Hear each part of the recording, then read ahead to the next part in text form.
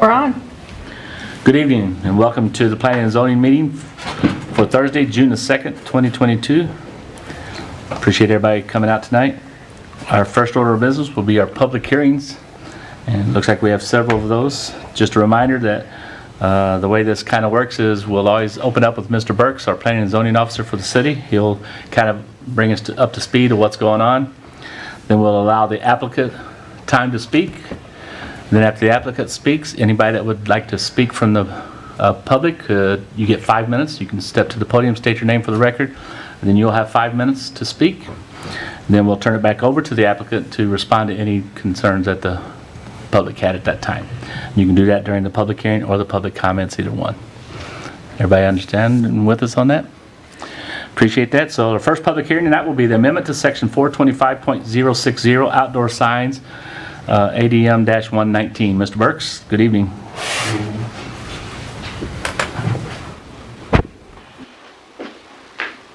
Board members, as a preliminary matter for the public hearing, I'll ask that the publication notice published in the Warren County Record be made part of the record by reference. The city comprehensive plan and the city ordinances be made part of the record by reference, and the planning and zoning officer report be made part of the record by reference. The first item is going to be the approval request for amendment to section 425.060 outdoor signs located in industrial and commercial area. This is a request to change the sign code to allow signs for businesses to be on the back or the side of the buildings. If the sign is facing a residential district, then it cannot be less than 200 feet from the district. The public hearing notice was posted in the Warren County Record on May 19, 2022. And the section that's been amended is going to be section C, number 1. Okay. The staff recommends amending this section 425.060 outdoor sign location in industrial and commercial areas. Is there any questions on that one? Mr. Burks, is there anyone here to speak in favor or against that public hearing? Seeing none, we'll move on to our second public hearing for this evening. That'll be the amendment to section 405.250 off-street parking ADM-120. Mr. Burks. Okay, as a preliminary matter for this public hearing, I will ask that the publication notice published in the Warren County Record be made part of the record by reference. The city comprehensive plan and city ordinances be made part of the record by reference, and the planning and zoning officer report be made part of the record by reference. This is approval request to amend the section 405.250 off-street parking and driveway extension.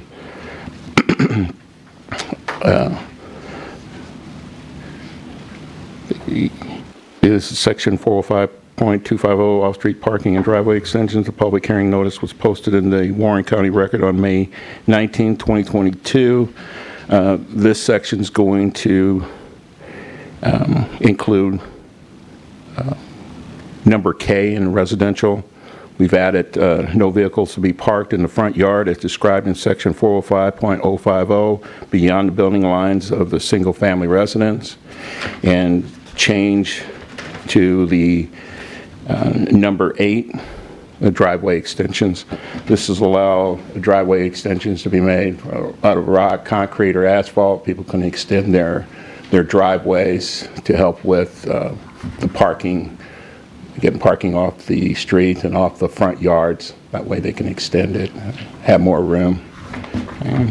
So the staff is recommending amendment section 405.250 of the City Municipal Code titled Off-Street Parking and Driveway Extensions. Any questions for me? Anybody to speak on and against that tonight? Hearing none, we'll move on to our third public hearing, and that will be the studios at Arlington, conditional use permit -83 and site plan -155. As a preliminary matter for this public hearing, I will ask that the publication notice published in the Warren County Record be made part of the record by reference. The city comprehensive plan and city ordinance be made part of the record by reference, and the planning and zoning officer report be made part of the reference or the record by reference.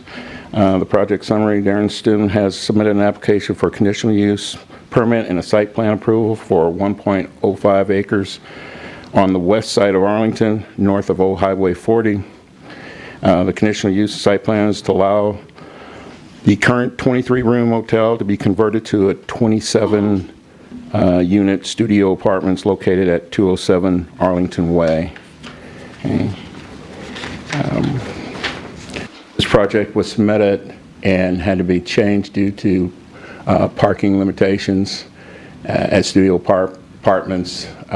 For regular apartments, there wasn't enough parking spots, so the applicant has changed to senior living 60 plus to bring down the requirements on the parking on that.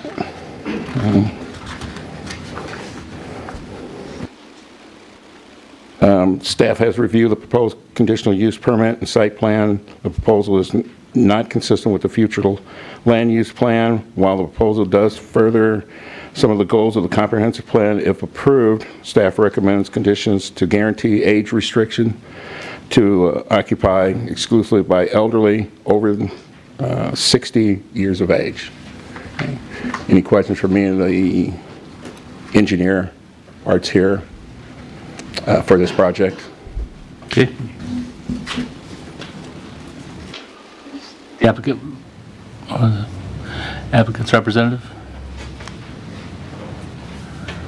Hello, Mr. Chairman and members of the committee. I'm Bart Corman with Lewis & Beatty, 101 East Walton, Warrenton, Missouri, for the record.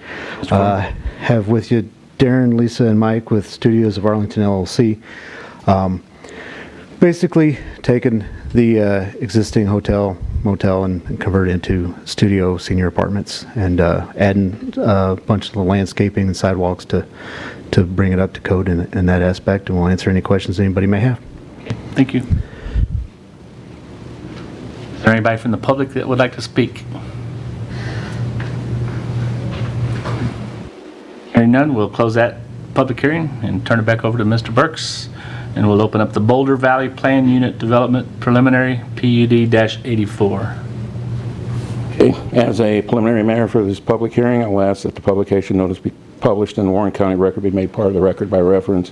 The city comprehensive plan and the city ordinance be made part of the record by reference, and the planning zoning officer report be made part of the record by reference. Project summary: DC3 Properties LLC has applied for a plan unit development for development of 25.41 acre parcel of land on the east side of Highway 47, south of Hickory Lick. The PUD is requested to allow several residential buildings comprised of apartments and townhomes, 254 total units. The proposal does not seek maximum density that could be sought for this site under the R3 and PUD process, allowing ample open space and larger perimeter buffer. The area to the south and east of the subject site is zoned R3, and the areas north and west of the location are located within the city of Warrenton.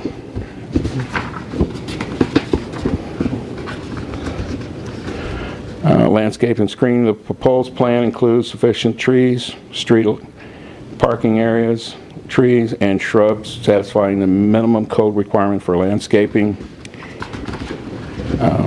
Staff has reviewed the proposed CUP PUD and recommends approval with the following condition: all street and parking areas internals to the site shall be private. Prior to construction, submit a stormwater management plan.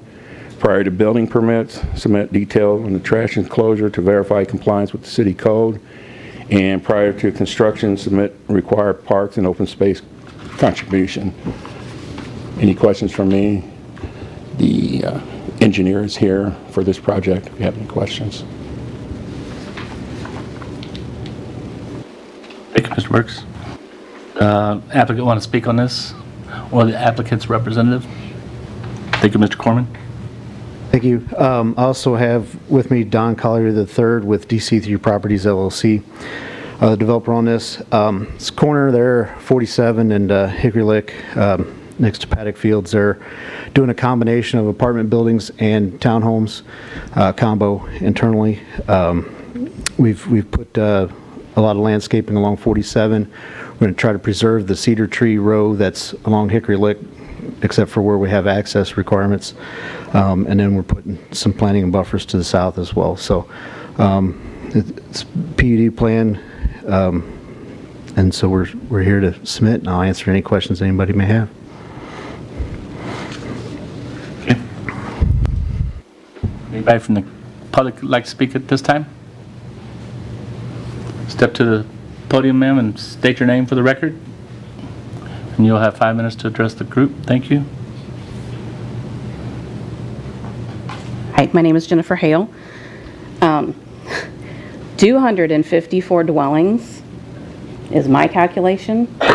Don't think I'm wrong. At the December 2nd meeting, there was also another discussion about someone wanting to rezone something. City attorney brought up that what they wanted to do,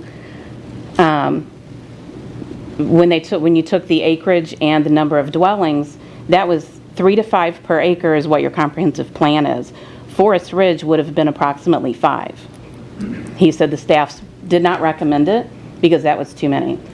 Unless you're counting apartments differently, 254 dwellings on 25 acres, that's 10 per acre. 254 dwellings times 2 cars, 500 cars in that square right there. That is just ridiculous. It's zoned for family or for single-family homes. It needs to stay that. I hear the alderman meetings, I hear them talk about, oh, we want stuff out at the ballparks, get people into town. Look what they're going to see when they come down 47. They're going to see some farmland. They're going to see a trailer park. They're going to see several income, not really low income, but they're senior citizens, but to other people, they don't know that. Then they're going to see apartments and more apartments. Mattresses that have been there for a month, couches that stay there for a month. And now we're going to see more apartments. Head back down Hickory Lick, we're going to see another trailer park. Is that really what Warrenton wants? All these meetings I keep hearing you guys talk about, oh, apartments, townhomes. I get that's popular, but not out here. St. Charles County, yeah, those people want in all that hubbub. They want those apartments with the retail underneath. It's not why people move to Warren County. Thank you. Thank you. Ms. Hale. Anyone else? Step forward, sir. State your name for the record.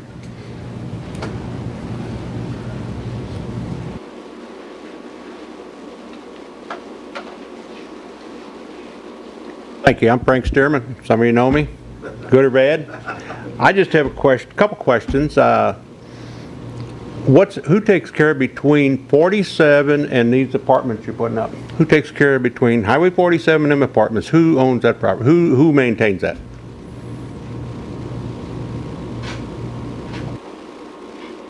Well, you go ahead. We'll take the question and we'll let the. You're going to answer me back. Right. Okay. I want to know that. Okay. And I want to know if anybody, and the reason I ask that, has anybody from the city drove north on 47 in the last year and just looked at the rocks in the ditches, the grass, and the reason I'm asking is it's state or city. I mean, I've lived out there for 40 years and them ditches never washed before, and now we put this much rock in the ditches and the grass don't get cut. I mean, it just looks like, man, I would think we could do something, take a little pride in it. You go south on 47, looks good. You go to place else, it looks good. But sometime when you got a little time, just drive north on 47 and just take a look at 47 in general. You know, you can start at Fairgrounds Road, right past Milton's. The trees are growing up between the white fence and the ditch. Just go all the way into the new sidewalk. I hope the contractor building these houses ain't the same guy building the sidewalks, because the sidewalks, I don't know, whoever engineered that, that's kind of like, whew. Thank you. Thank you, Mr. Stearman. Anybody else from the public? Go ahead, sir. State your name. Thank you. Good afternoon. My name is Brian Ingalls. I live there in Country Meadows, which is adjacent to this new development coming up. And I basically follow up with all the comments already made. And my main concern, really off the top of my head, is the additional traffic that's going to be coming through 47 there without 47 being upgraded at this point. I mean, it's taken 10 years for sidewalks to finally come here, and it's taken over a year for that to even be kind of installed. So concerned about the traffic, as she mentioned, that 2 vehicles per apartment complex. We're looking at close to plus or minus 500 extra vehicles coming through there, and trying to make a left out of Country Meadows onto 47 is almost impossible at times anyway, as it is. So, and my also concern is, I'm sure Lewis and Beatty will address this too, but I see it on the plans there had a lift station where all the sanitary passes to a lift station at the corner of Hickory Lick and 47, and then there's a force main pumped up to discharge into a manhole. It's in our subdivision. So our subdivision, we're all concerned about the odor that's going to create for that. As you see, I work for Water District 2, so I'm well familiar with complaints about odor issues with sanitary sewers, and especially when it comes to forced mains dumping into a common manhole. My other concern is where one of the water mains that's proposed to connect to back there near Paddock Fields. It kind of cuts between my house and my neighbor's house, which is basically as wide as podium as it is. So I'm always concerned about that main rupturing and going in my basement. And I've always kind of hoped, as Paddock Fields, well, back in 2005 when I moved out there, I was told a development was coming in there and that was going away and that water main was getting relocated and all that other fun stuff that never happened. But I was always kind of hoped that eventually, as development came to that area, that water main would get abandoned and relocated, so it wouldn't be such a concern to me and my neighbor. So, but now I see this new Borders development that they're looking to have a secondary tie-in to that main down there behind my house, between the trailer park and my house. I'm also concerned about, well, initially when this project first came to light to our neighborhood, we were all concerned about Section 8, lower government-funded housing and stuff like that. And I see it now, look at the plans, it doesn't really look like that's the scope of the plan, the artwork right now as it is, but we're concerned about 5-10 years down the road, as the economy crashes, who knows what's going to happen to there. We already got a lot of lower income living up there as it is. We're all concerned about the property values decreasing as time goes on. We were hoping the school would have been built by now. We're hoping 47 had been widened by now. We're hoping there have been parks and trails over to the new sports complex by now, and nothing has happened. So those are my concerns, and I just want to thank you for your time. Thank you, sir. Thank you for your time. Anyone else? Mr. Corman? Sure. Thank you. Did you write some down? I did. Okay. You want to start with Mr. Stearman's? Sure, yes. So with the PUD plan, we had to submit a draft maintenance plan on how that would be taken care of. Since these would be rental units, there would be one common maintenance done on that, so the mowing and stuff on the property would be all taken care of between the units and the sidewalk, basically. And it's state right away, from the sidewalk down to the pavement of 47. But as you know, that can be mowed by the individuals along there, so that can be done. Traffic concerns, we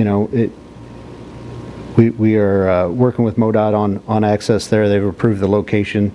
We also have a location onto Hickory Lick to divide that traffic up.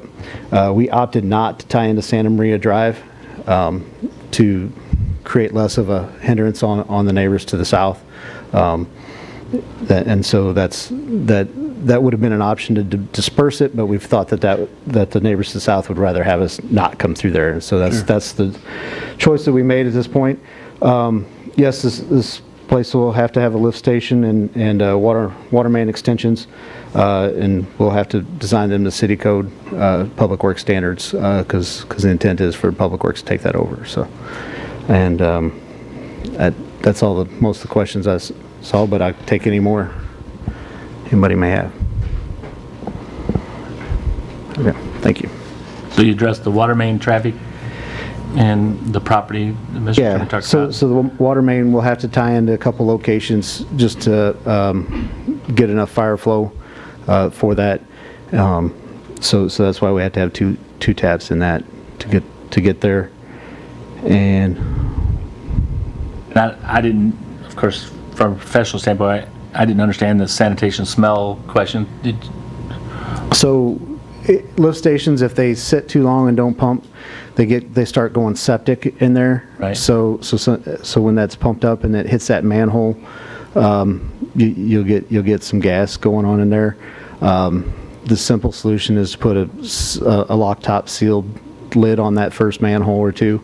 So that's usually the simple solution. The other thing is to design it to where it's not such a high flush, high velocity, so that it's a more steady flow, so that you don't surge it as much. So, and open to any other concerns if Public Works wants some other recommendations.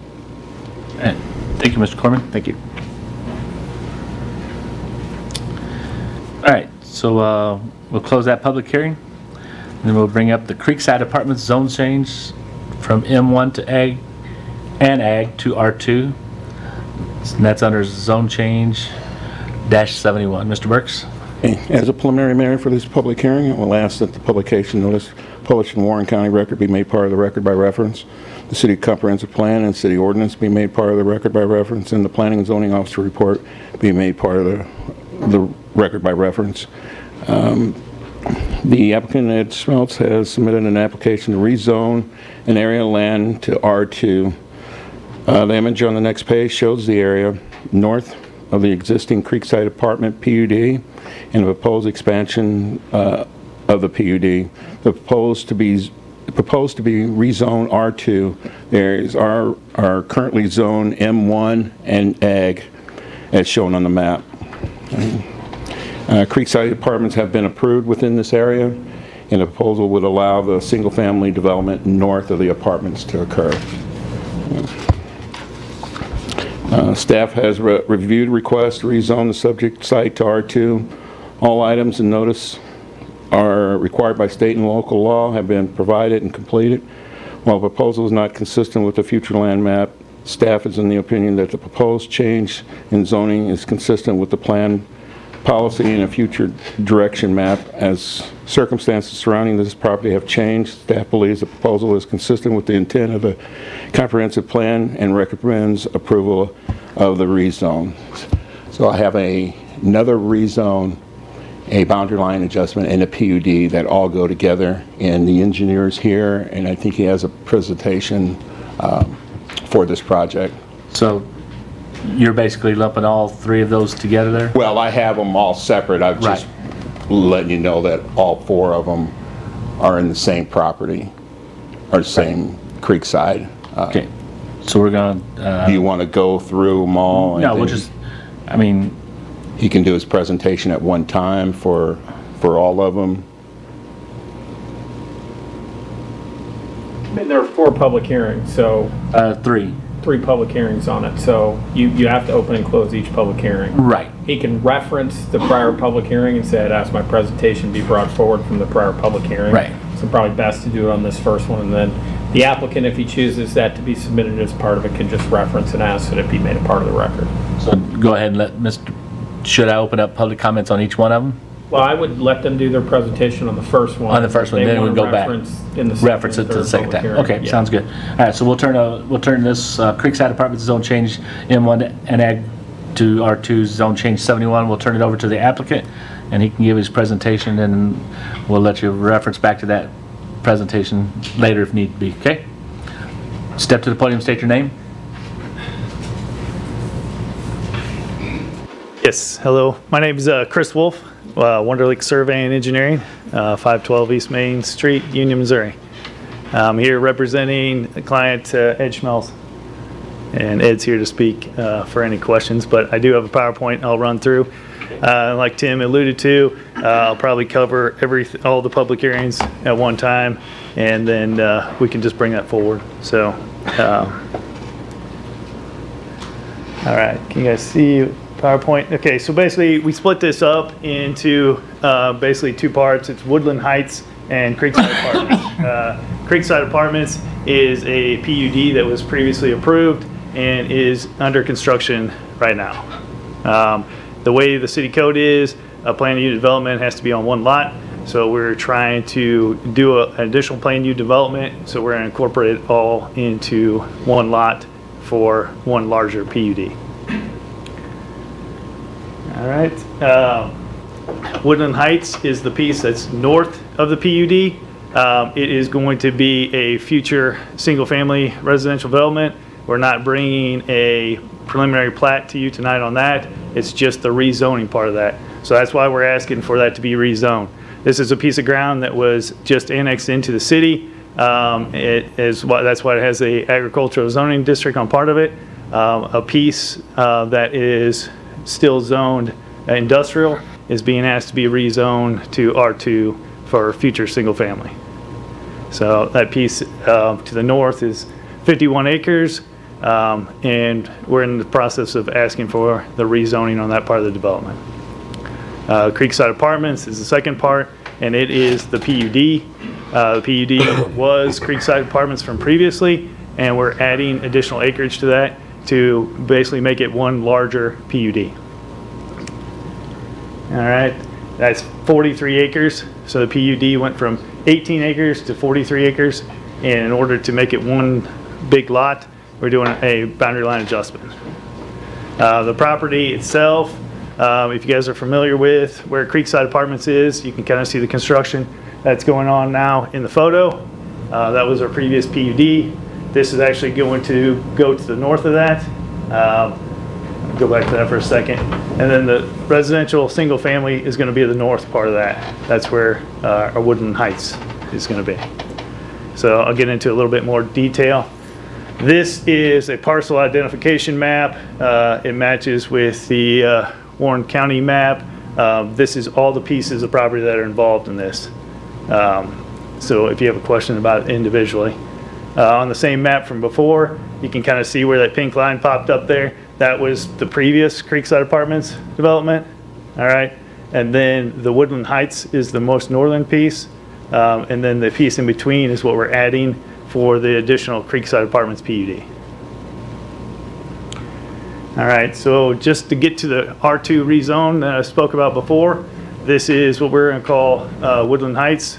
The piece in green is being rezoned from M1 to R2, and the piece in orange there was just brought in, annexed in, and we're bringing that in as R2 also.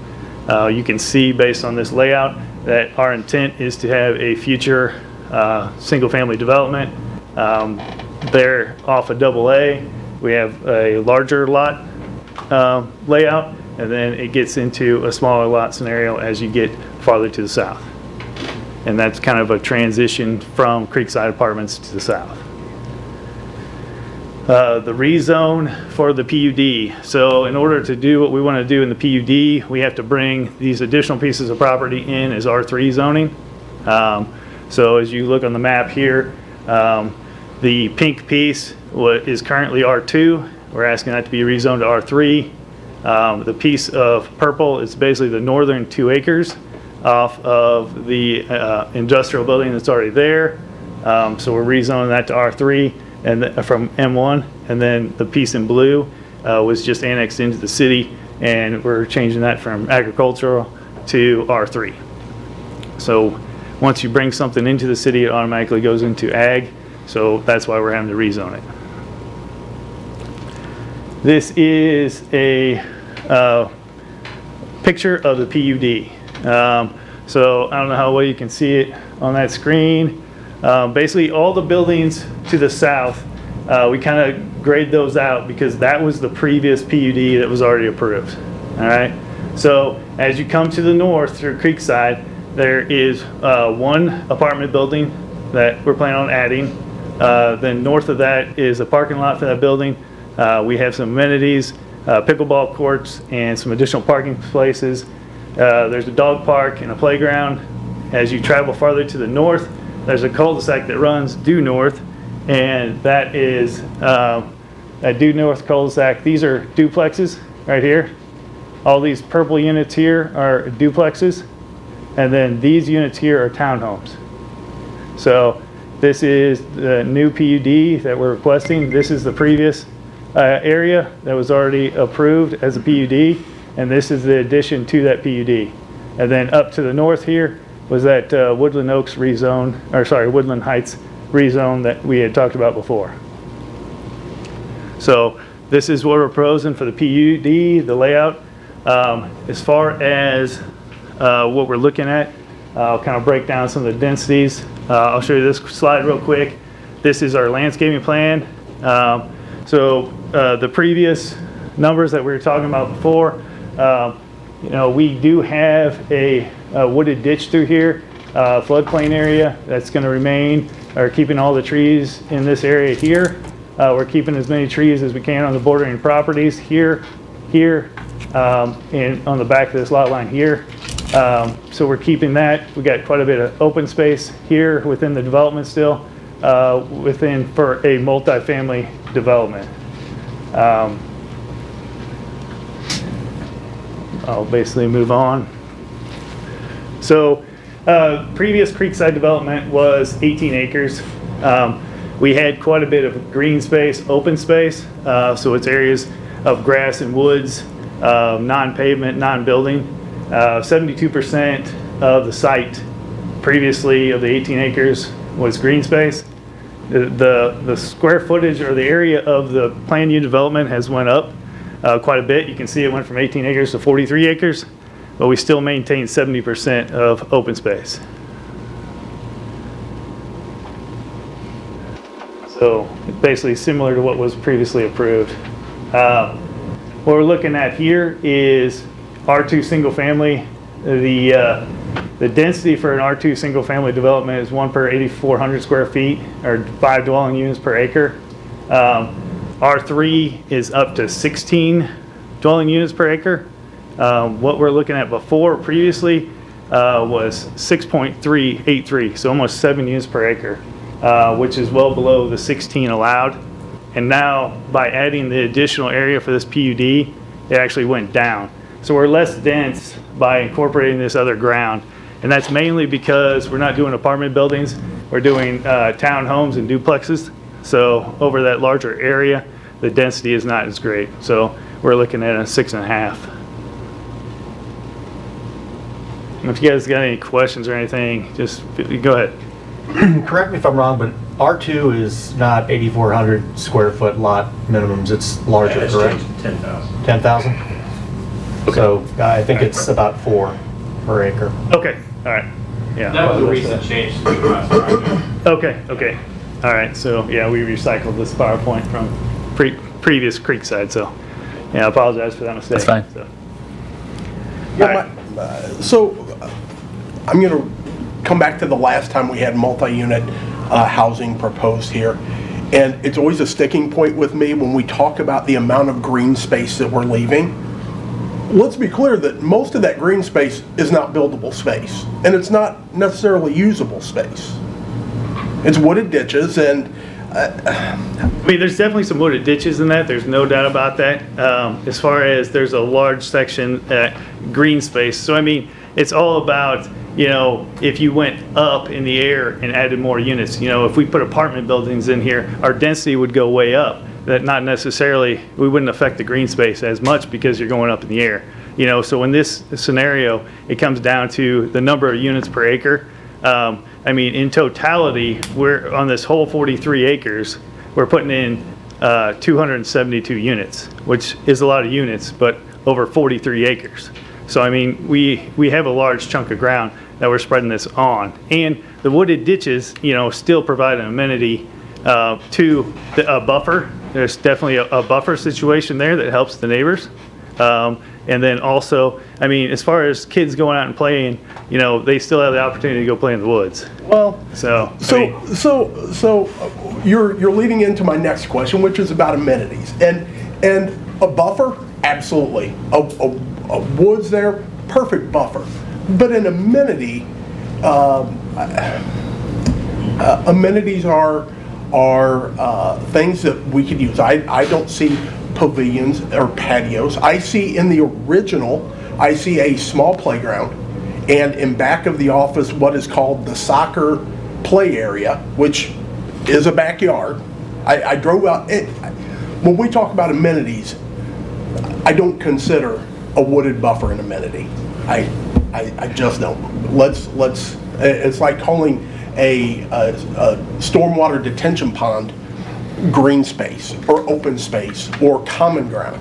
Well, it's common ground that nobody's going to utilize. So that's my, when we talk about true density here, I just wish it seems disingenuous sometimes, the amenities, the common ground. I certainly understand that maybe going up you could have put more buildings or more units on this property, but just my thought. Okay, yeah, no, I appreciate that. To go back to some of the additional amenities, I mean, Ed can kind of touch on this a little bit more, but, you know, the previous Creekside, like you're saying, office, playground, the new part of it does have additional amenities that we were showing on the plan. Some of these are a little bit harder to see. Some dog parks and some pickleball courts. Yeah, we got pickleball here. Basically, this is set up for a dog park here. We have basically another dog park, and we have actually some additional space up here that we had talked about adding an additional playground. And I'll let Ed cover some of that in addition to what's shown on the plans. Is there any other questions or comments right now? About a swimming pool, you got that many apartments. I mean, we don't. Those are amenities. Yeah, we don't have anything shown on the plan for a swimming pool this time. So. And the apartments that are there now, that you guys are currently building, this might be a question for the city too. Have we met the demands of the landscaping and stuff for those? I mean, it's been a while since we did that, and Yeah, so we previously met the requirements on the design side of the development. The development's still under construction, so I would have to check with the developer and see as far as all the trees have been planted per plan. I know a lot of credit was given on the front side because of the trees that were still on site. So basically, we're taking into account the existing trees with the trees to be planted and shrubs. So Okay. that's usually one of the last parts of the development, making sure we get all the utilities and streets and all that stuff in, final grading, and then plant the trees. So I just had a friend of mine who brought that to my attention who loves shrubs. So I just thought I'd throw that out there to make sure that it was being met the way it was supposed to be made. okay. Thank you, sir. Go ahead, Mr. Wolf. All right, I just do have a few pictures here in the slideshow. This is the 16-unit building, so we would be adding one of these buildings in the extension of the PUD. You can see that there's already a couple of these buildings constructed out there in Creekside right now. This is a D unit, so basically in the areas where we have the townhomes up there, like on the previous PUD plan, the pink and blue units are all townhomes. So they're basically a two-story home that are attached. So it's basically attached single family. This is a C unit, same thing, townhome. This is an example of a playground that the developer has done previously in his duplex or his apartment complex in Washington, Missouri. This is the office building. The other office building is been constructed up there at Creekside, so you can kind of see that out there as you drive out there. So this was just an example. To kind of go into conclusion, before I'll summarize and then answer any additional questions. Woodland Heights is, so the pieces of the puzzle, Tim will go through, but one part of that is the rezone to R2. So rezoning to R2 is the part of what we're asking for tonight, and that's the northern piece that is going to be single family. Creekside Apartments is basically the PUD part of it. We're trying to expand from the previous Creekside Apartment PUD to the proposed Creekside Apartment PUD. Like I said before, the 272 multifamily units over the whole 43 acres. Got a playground, dog park, the soccer field, and the pickleball courts. There are some of the amenities that we touched on. 6.5 units per acre. We also touched on that allowed density versus what, per code it's 16 units per acre, and we're at 6.5. So, and the green space,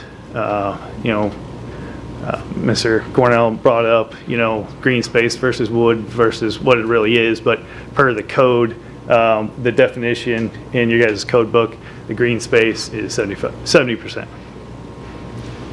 And of that 70% on the site of the 43 acres, 15 acres is actually trees that aren't to be touched.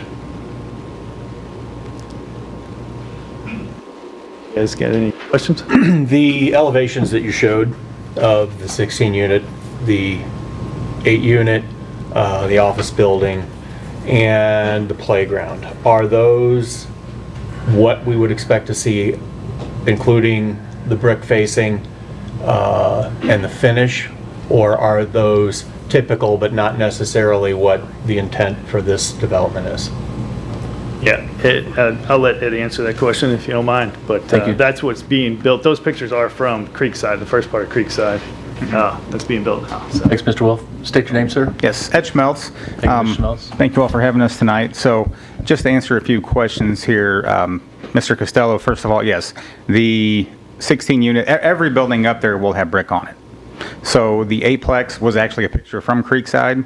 I just didn't get up there yesterday to take a picture of the office, so it's the same office building there that we have in Washington, so we just used that picture. And the one you showed appeared to be brick on all 4 sides? It has a brick ledge on 3 sides, about window sill height, about 32 inches tall. The one we saw? On the On eightplex. this? No, I'm talking about the office. Oh, I'm sorry. I thought you, okay, yes. No, can you pull that back up? Yeah. I think the office is, I believe it's just 2 sides. It's the front of the building and then the side, at Creekside, the side to the east where the mailboxes are. Okay. The other 2 sides are vinyl siding. And that playground that you showed is you're intending on a playground of that quality or better? So there is the exact same one already constructed in Creekside, right next to the office right now. And then there will be one more in addition in the back of the PUD. The reason I ask these questions is not because I don't believe that this is what you're going to do, but we've had things presented in the past by other developers on sometimes commercial development, sometimes other things, and they show us one thing and we end up with another. And so a commercial building on 47 that we required some brick on, eventually they showed us and it looked great, and then they proceeded to paint it over a weekend, and it's not attractive. And No. so I'm more cautious now. I appreciate having the elevations to look at, but I'm also I guess a little older and wiser, and I want to make sure that the pictures we see are representative of what will be seen if the development's approved. Right. So Also, that paint is also peeling right now. Yes, it is. Yes, it is. So, you know, that needs to be addressed too. So this playground is identical to what is there currently. As I said, we have not gotten our pea gravel around it. I have to pour a little concrete border first. But we do have one of these already physically there, right next to the office. Let's see. And this is a building in Creekside already. You know, most of the front is brick. So, and then like I said, we will be adding a playground in the back. We'll have at least two to three pavilions in the back also, and along with a couple of pickleball courts and at least 1, maybe 2 more dog parks as far as the amenity goes. Mr. Barton, to answer your question, we have not planted 1 tree or bush yet. Just to be totally honest and upfront, that is coming this fall. Okay. In case anybody drives through there. We wanted to get a little bit more sod done and get a little bit more further along in the process. But yes, we have a very big plan for bushes and trees I to figured be you did. planted in there. Yes. I assured him of that. And you know, just to speak a little bit on our history, I hope, you know, we did come forward with our Orange Blossom Estates plans a few years ago, and I feel like we have done a pretty good job of executing those exactly the way we presented them, and you know, we've had very good success there. I hope that, you know, establishes a little bit that we will do what we say that, you know, we're going to do tonight. And what kind of, so far down at the places that's already built, things are going well there as far as the people that have bought in there? And we can't build them quick enough. no. Yeah. Yeah, we're having very good luck with getting some good quality people in there. It's been good so far. Mr. Cooper, just to answer your question about the pool, I've thought about that in the past. I've never done one. I've heard that they're kind of a maintenance nightmare, and we just haven't done one. And then with the facility that you guys already have here, I figured they could go there. So that's the reason we didn't do one there. Anybody else have any questions for Mr. Smells at this time? I got a question. I'm sorry. Another thing is I see you got another exit on for the apartment complex. That's on a rock road. You're going to send that traffic out there on a rock road? Well, that'll make 3 exits, or well, 4 exits technically. We'll have 2 through Creekside, 1 on AA. The property went all the way to, I guess that's Spady Road, so naturally it just made sense to stub one out there. I'm assuming that won't be gravel forever, so that's why we stubbed the road out there. We assume that while it's gravel, most folks won't go that direction. They'll probably go the other way. It was just more for future use. Because to my recollection, that road is still county. Mm-hmm. Because I've been told that that's the last road in Warren County that's not been paved by my friend that lives there too. There might be a couple more. Yeah. There might be a couple more, but you always live on the last one. Come on. Thank you, Mr. Smells. We'll come back to you when we have more questions. Okay, thank you. Appreciate it. This time we're going to open up to the public comments. Step forward, ma'am, and state your name. Thank you for coming. Good evening. My name is Rita Miller, and I live at 198. So half of the property that this is going to go in back of is mine. And already the apartments that are being built along the service road, all that green space has a lot of concrete space, and that's already, of course, draining into the creek, causing the creek to be deeper and flooding, and I already cannot get from one field to the other because of the additional water from this runoff. And this is just the first phase. So that's one concern of many. The woods that are the buffer, a lot of those are my woods. And where are all these children, nothing against children, mind you, where are they going to play? They're going to play in the woods. Is there going to be a buffer between all the residential properties, the apartments, the townhomes, the single-family homes, where you're a child, you go for the woods, you go for the creek? That runs through my property. Is there going to be something there that is preventing, again, nothing against children, but that's what children do. Is something going to be put up to prevent trespassing onto my property? Hunting? I've already got people hunting on my property that shouldn't be there. And I'm jumping around, but as I think of things, your initial property along AA or on the North Service Road, I was led to believe that new building in the city had to have sidewalk. Am I correct or am I not? Since it's a PUD, and that was actually a point I was going to make, it's one lot. So their sidewalk is perimeter. There was one portion I remember, and this is just from memory, that was somewhat unattainable with the sidewalk. I'm sure that's something, as this moves through the process, will be addressed. And actually, when you look at this up there, you wonder how people are going to get from the different amenities, right? Are they going to be walking on the road? Is there sidewalks planned inside the subdivision? I think is, kind of to your point in your question, maybe. Well, that even along What is the internal North Service pedestrian circulation of the site? The city, since we consider it one lot, we look at the service road and we look around the property, which will be addressed as this comes up. But I think that is a question from planning and zoning to think about is what is the internal, we see what the internal vehicular circulation is, but what is the internal pedestrian circulation? Because this is much bigger development than it was originally conceived, where that was maybe not as much of an issue because you only had amenities in one location. Well, even along the North Service Road, I thought that had to have a sidewalk. I don't remember if they were required to put in or if that was deemed unnecessary at that point in time. I can't recall, but I think that's something that planning and zoning officer can look at and bring back if, information about. Okay, so if I understand this right, you have the access off the North Service Road, and you're going to have an access off Spady Road, and obviously for the single residentials, although there'll be through traffic, It's off of Double A, am I correct? So, again, with all these additional buildings, all this additional concrete, not as much the residential, what is the quantity of single residential homes that you have on the? How many single-family units? 91.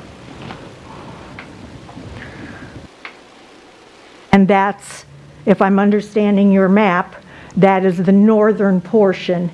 Everything more to the south is your townhomes and your apartments. Yes. Okay. So again, 91, and the lady prior made a good comment, 91 single-family homes, that's at least 2 vehicles.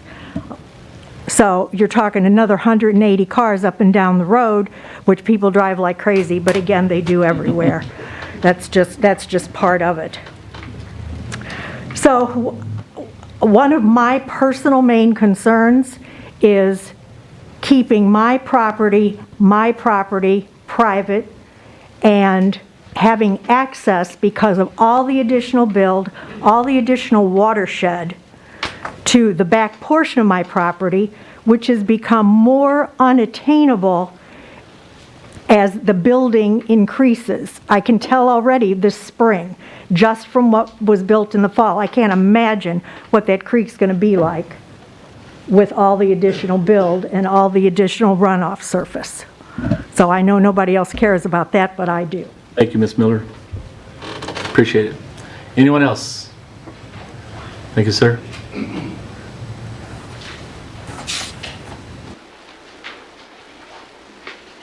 My name's Chris Thurman. I live at 332 Highway AA. The new building, it borders 2 of my property lines, and I share a lot of the same concerns as Ms. Miller did. The traffic just with the one new subdivision, or it's not new anymore, but across the street from us, the hollows of Walnut, just the traffic from that is about all AA can handle. MoDOT, the city, I don't know who does that. They're going to need to widen the road and slow down the speed limit. Because I know coming out of the subdivision across from me, some of those people are hitting 50 mile an hour before they hit the corner. I know it's a 45 speed limit, but you know.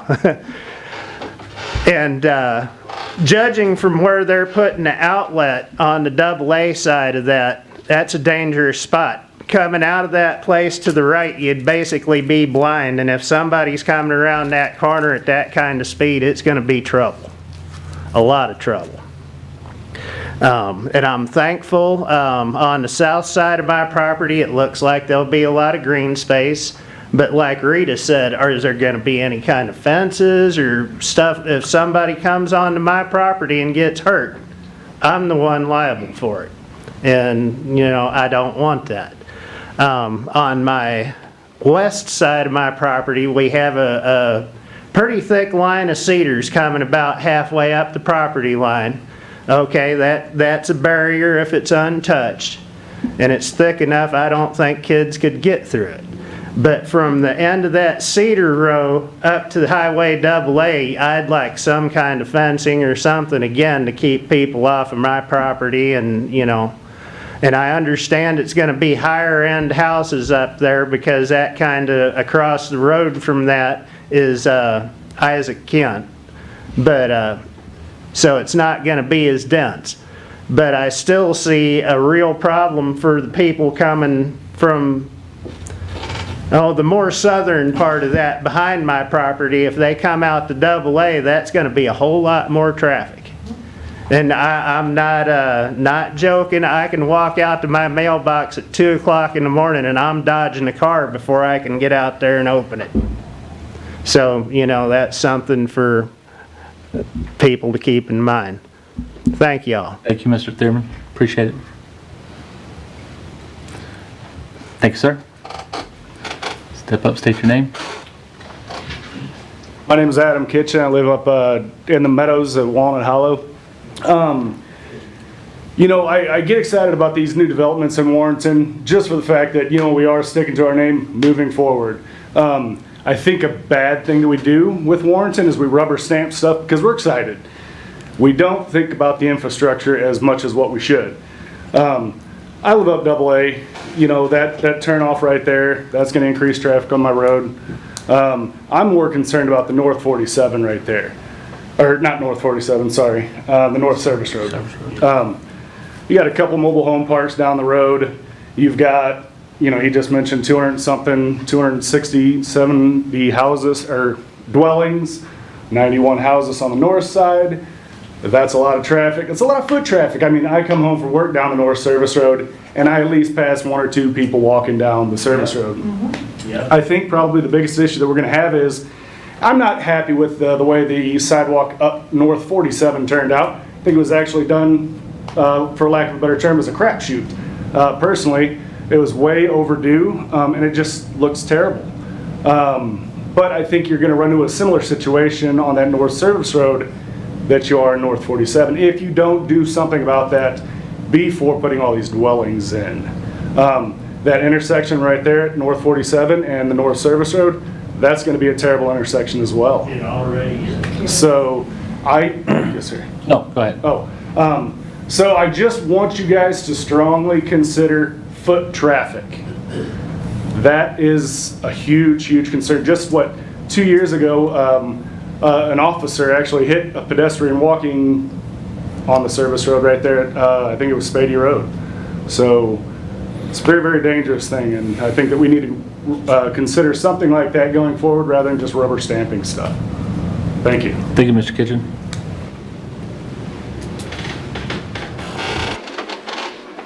Anyone else?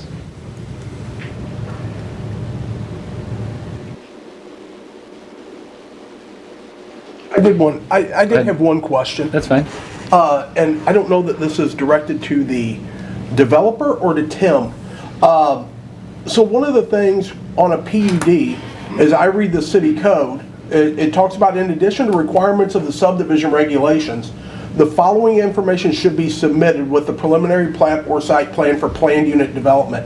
And one of those is the statement of proposed use of lots, the character explanation, ownership statement. All of that was contained on the Boulder project, but I didn't see any of that in my packet pertaining to this PUD.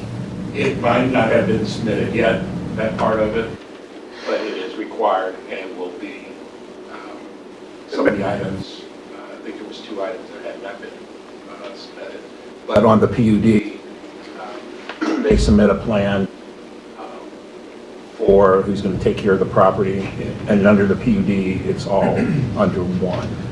But it seems like we're being asked to consider a project without being able to see all of the information that's needed to make that decision. Again, Boulder's was very in-depth, not speaking to the quality of the project, but the quality of the paperwork and presentation that we got. I'm not getting that with the Creekside one. I'm going to check the file now. Thank you. At this time, we'll entertain any other public comments for this public hearing. Hearing none, we'll close that public hearing and turn it back over to Mr. Burks, and he can address that if he'd like to at this time, or he can still. I'll get those answers. Okay. So the next public hearing will be the Creekside Apartments zone change M1 and Ag to R3 zone change -72. As a preliminary matter for this public hearing, I ask that the publication notice published in the Warren County Record be made part of the record by reference, the city comprehensive plan and the city ordinance be made part of the record by reference, and the planning and zoning officer's report be made part of the record by reference. On this part of the rezone, it had submitted an application to rezone the area of land to R3. The image on the next page shows the existing Creekside apartment PUD labeled as number 7, as well as 2 areas, 11.2 acres, proposed to be rezoned from M1 to R3, number 5 and parcel 6B, as well as the 14-acre area 4B to be rezoned from ag to R3. The area proposed to be added to the existing Creekside zoning is undeveloped and would allow the expansion of the project under single ownership.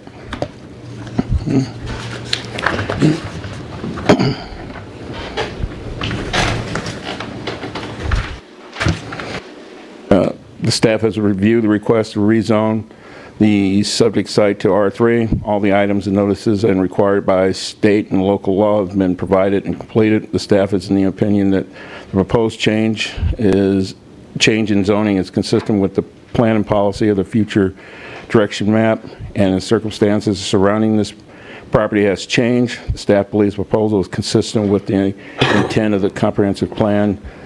Staff recommends approval to the rezone. Thank you, Mr. Burke. With the next one, or No, I'm gonna go ahead and have Mr. Wolf come back up for a second. okay.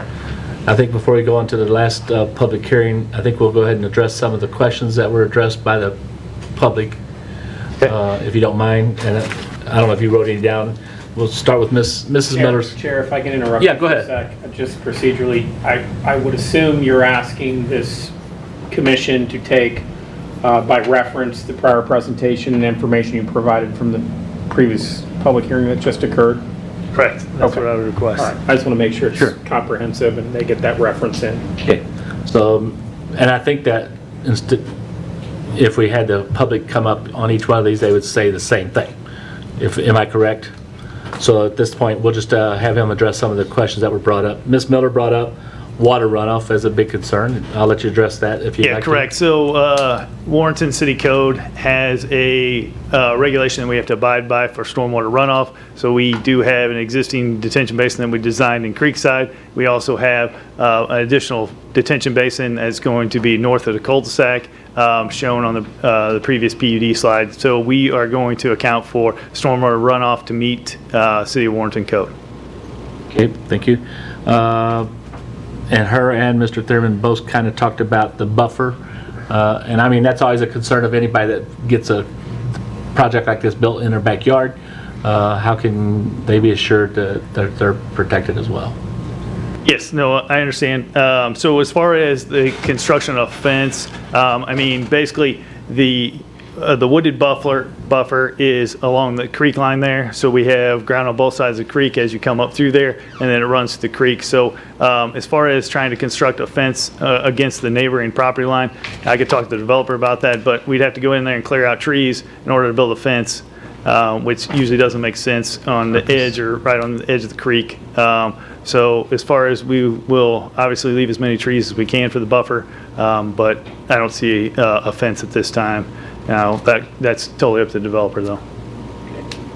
Well, I just want to make sure something's clear here. Okay. When you talk about meeting city code, where it's up to the developer, this is a planned district. As you well know, this is a higher density, different development that otherwise couldn't go there to be able to put together. So whether it's amenities, buffer, additional stormwater regulations, you can require that beyond what the code requires. Now, they've met all code requirements in every project Mr. Schmeltz has done here, has met all the requirements and had good amenities, but I don't want the narrative as we go through this public hearing to be, well, you just have to meet code, because you could do that you can just meet code under a traditional zoning district, but when you go up to a PUD as it sets forth in the code, you can require additional things because it is more of an exceptional development, closer in housing, more amenities, more green space. And I did verify their green space for the prior project was 72%, the way it was calculated in our code, which far exceeds what the green space requirement is for a project of that size. Thank you, Mr. Graville. It sounds like something else that, and a lot of times this is out of the control of your development, but I think the sidewalk issue is a big thing, and especially like they were talking about the internal pedestrian traffic. Yeah, we will have sidewalks within the development. There's going to be a sidewalk on one side of the street everywhere. There's sidewalks in front of all the buildings in there. So we will have internal sidewalks within the development. When we brought up the previous PUD, just going off the top of my head, I don't have that slide in front of me, but The right-of-way off the service road is deep into the property, so the property line is actually pretty far back on the service road into the previous PUD. So what we talked about at that time was we went to MoDOT and talked to them about a sidewalk on MoDOT right-of-way. And in talking with MoDOT, they did not want a sidewalk on MoDOT right-of-way where it makes the most sense. For us to construct one, it would have been, 150 feet to 200 feet north of the service road in order to actually put it on our property. And basically in discussions at that time, it didn't really make sense to have a sidewalk where people would actually walk, 150 feet into the property and then cross. And then we had the culvert. There was a culvert crossing, and there's a big ditch that cuts through the front of the property. So there was areas where the sidewalk was not buildable in that area.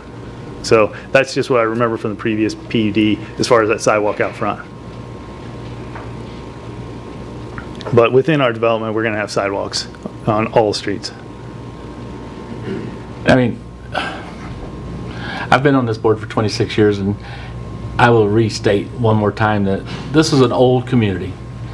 If we were starting a brand new community, like a lot of places are, and you were starting from scratch, but we're not starting from scratch. We're always behind on sidewalks, and we've diligently the last few years really addressed that and in the city and doing all we can and taking as much pride in that as we can. So with a few bumps, I mean, this north project has been tough, but I appreciate you trying. And like Chris said, I know that you guys have been a good neighbor so far, and I don't think anything different in the future, but we just got to make sure that we get everything that we need in this project as well. So something else that came up, you talked about the sidewalks in the service road, you talked about the traffic. I know traffic was brought up, mentioned, we're planning on having an access off of AA. Obviously, that's on MoDOT road. We have to meet all the MoDOT requirements for side distance and everything. Is that where the sign, is that, just for curiosity's sake, I mean, I've driven by there 3 or 4 times. It's just past the corner where he's going to have his outlet. Right, where the signs are right now. Yeah. There looks like there's a little bitty driveway now. Yes, correct. Yeah. So basically, there is a tree buffer there. We're going to have to make sure that we meet MoDOT criteria for site distance. The reason why we didn't bring the preliminary plat for the single family is because that has not been set in stone at this point. So we're still working with MoDOT, making sure we have that in the right spot. It might not end up being exactly there. It might shift one way or the other. That's our intent, to put it where we can get the best side distance there. So, but I noticed the one that's going out on Spady Lane there is Spady Road is that's coming out of the where there's actually some PUDs coming out in that yes, part. so that PUD. So basically, so we have a connection point, future connection point on AA. We got a connection point on Spady, and then basically Creekside has 2 connection points to the surface road. So as far as services, ambulance and fire, they want those additional connection points. As far as the traffic flow, with that Spady being a gravel road, I don't expect a large number of people to be using that at this point, but as far as future connections,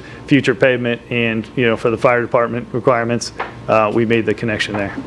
Okay, thank you, sir. And I will open it up since we're on the second. If anybody would like to take another turn to this and talk for the public, I would entertain another person to speak. Hearing none, we'll go ahead and close that public hearing, Mr. Burks, and move on to our final public hearing, and that's the Creekside Apartments 2 Plan Unit Development PUD-85. Public hearing, I'll ask the publication notice published in Warren County Record be made part of the record by reference. The city comprehensive plan and the city ordinance be made part of the record by reference. And the planning and zoning officer report be made part of the record by reference. It had submitted an application to expand the existing PUD across the 43.89 acres area of land. As proposed, the PUD would include 272 units across the 48 acres.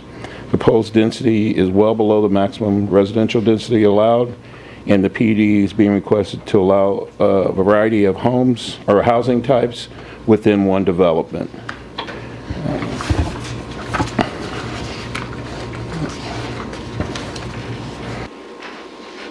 The staff has reviewed the proposed CUP PUD and recommends approval with the following conditions.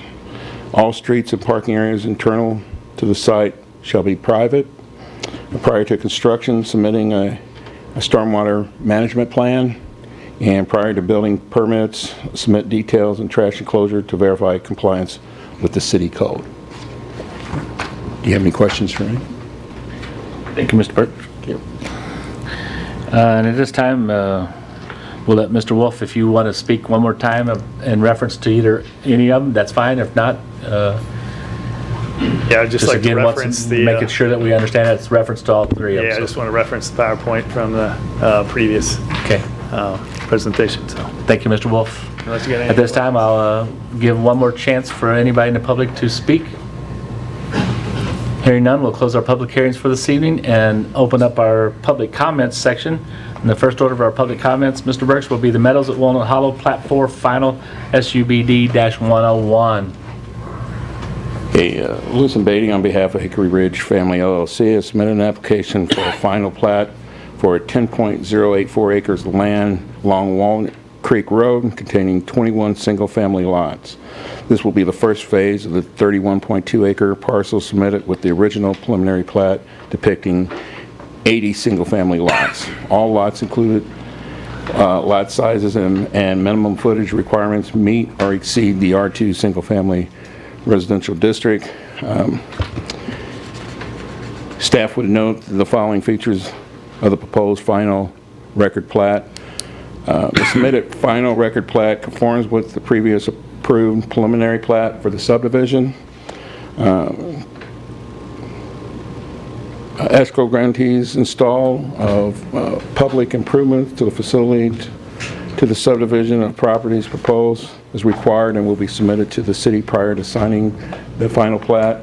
Staff has reviewed the proposal for the final record plat and found the proposal consistent with Chapter 410, the subdivision regulation of Warrenton Municipal Code. The final record plat conforms with the approved preliminary plat, and all guarantees and payments required by the city code will be submitted prior to the signing of the final plat. Staff recommends approval for the final plat.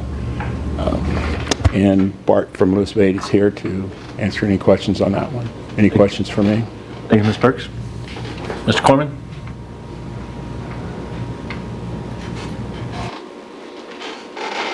Yeah, for the record, Bart Corman, Lewis Beatty. I do have George and Dana Heath here, as well as applicants and developers for Meadows at Walnut Hollow.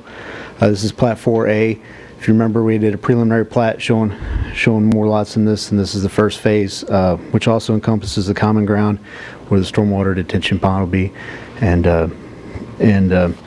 most of these lots are above 10,000. This was approved prior to the zone change, so some of them can be still 8,400, but most of these are pushing the 10,000 range. So, and I'll answer any questions anybody may have. Have any questions? Open this up to public comment.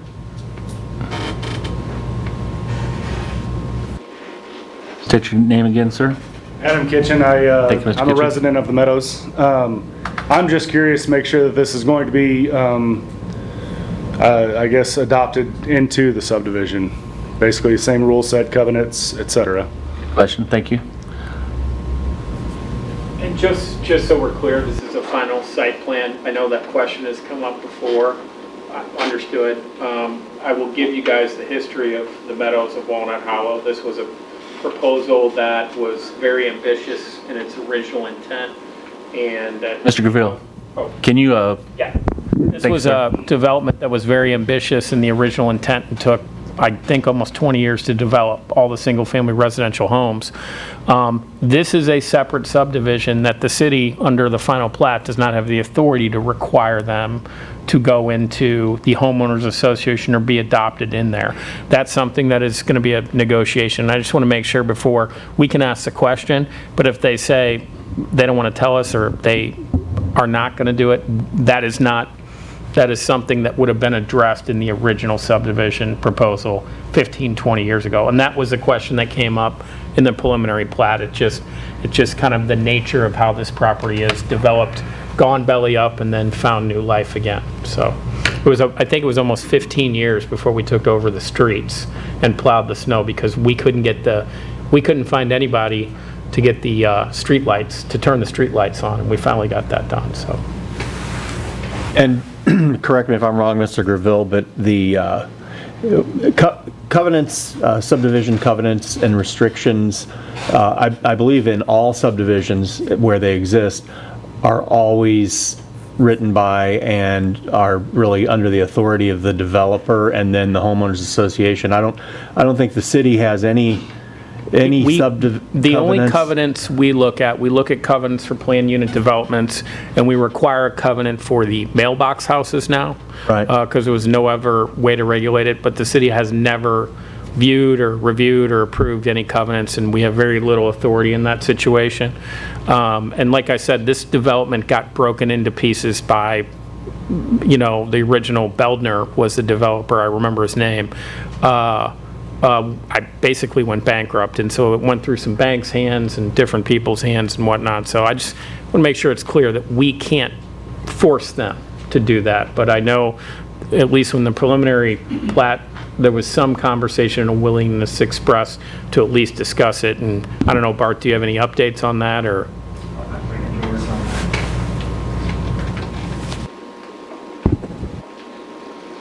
Thank you for being here tonight, sir. State your names, please. Good evening. My name is George Heath. Thank you, Mr. Heath. I'm the third phase developer.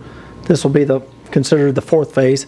I am very open to same covenants and restrictions, what's going on. When we developed phase 3, the HOA was in disrepair, basically, so I think Adam's done a pretty good job of getting it all. I don't have a problem with keeping the same covenants, square footage.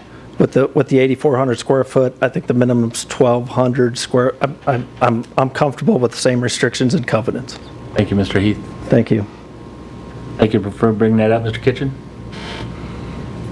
Anyone else?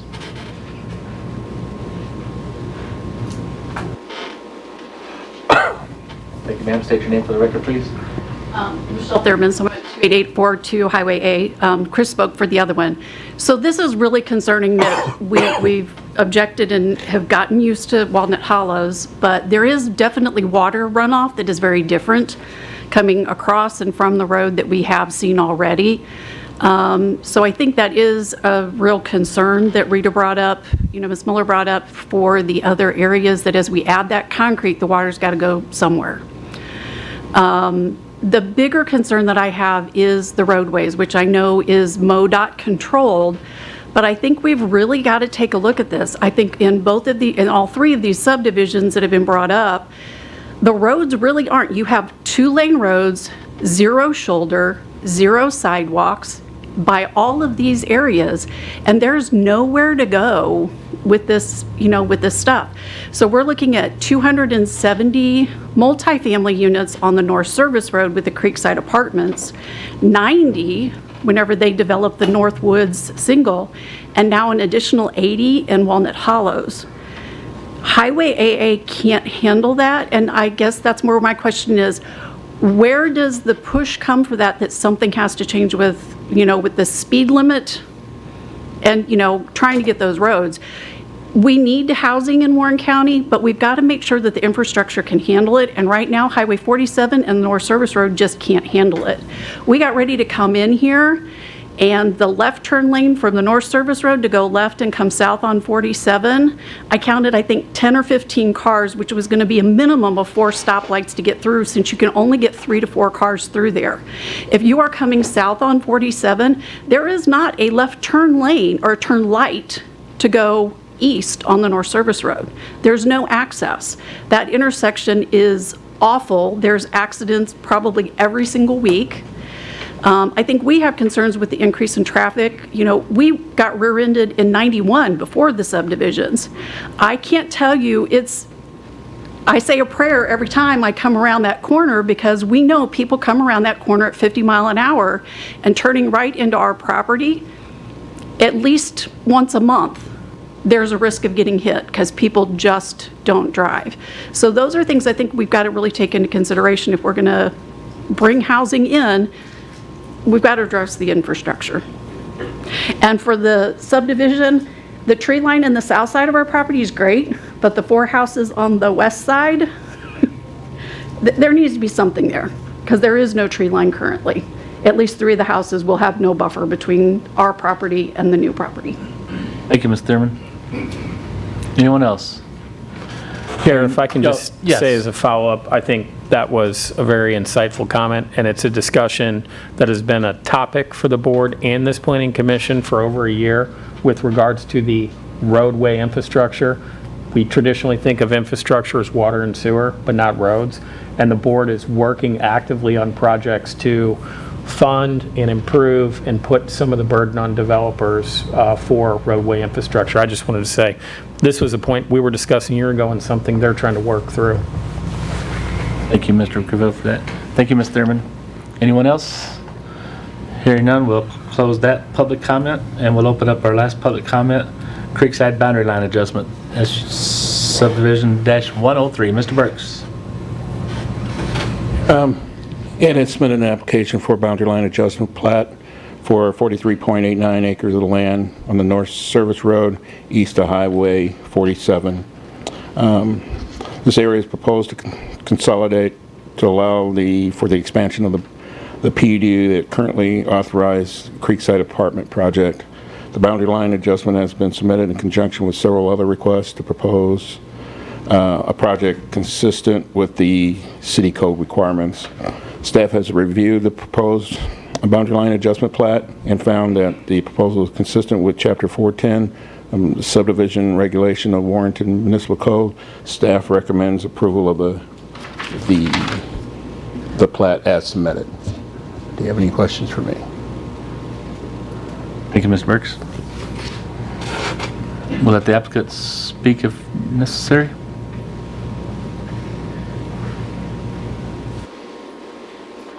I think we kind of addressed this in the previous presentation, so. Thank you, Mr. Wolf. we add that to the record. Okay, thank you. Any public comments at this time? Hearing none, we're going to close our public comments and our public hearings, and we will now open our meeting. Mr. Deach, we are going to open our meeting. First order of business for our meeting will be minutes from our last meeting, which was all the way back on March the 3rd. So if anybody wants to make a motion to approve. Okay. Move to accept the minutes as read. I've got a motion by Mr. Costello, second by Mr. Cooper to approve the minutes as submitted. Any other comments or questions? Roll call vote. Mr. Durbin? I think I was not here for that meeting, so you were not. Abstained from that. Mr. Cooper? Yes. Mr. Priest is absent. Mr. Dieterman? Yes. Mr. Cornell? Yes. Mr. Costello? Yes. Mr. Deach? Yes. Mr. Cullum? Yes. Mr. Barton? Yes. Motion passes with 7 yes, 1 abstention, and 1 absent, and 1 vacancy. Next order of business will be amendment to section 425.060, the outdoor signs, ADM-119, that was discussed in our first public hearing. Anybody have any questions or comments about that? I guess my question is, typically, at least some years ago, when we would have any kind of a change to a code or an ordinance, we would usually get the newly proposed and side by side the old, or we would have, I guess, the things that are stricken out lined through in red and the things that are being added. And so I don't see anything in this proposal that jumps out at me as a negative, but I'd really appreciate if on our future amendments of this nature that we might go back to that so that we have an easier way to see what we're changing, because we're doing a wholesale replacement of one for another. Tim, we've got some examples that the reports used to have that in there. That was something that was brought up a couple years ago. We can definitely bring that back on the code changes. Okay. Anybody have any questions on this outdoor sign amendment?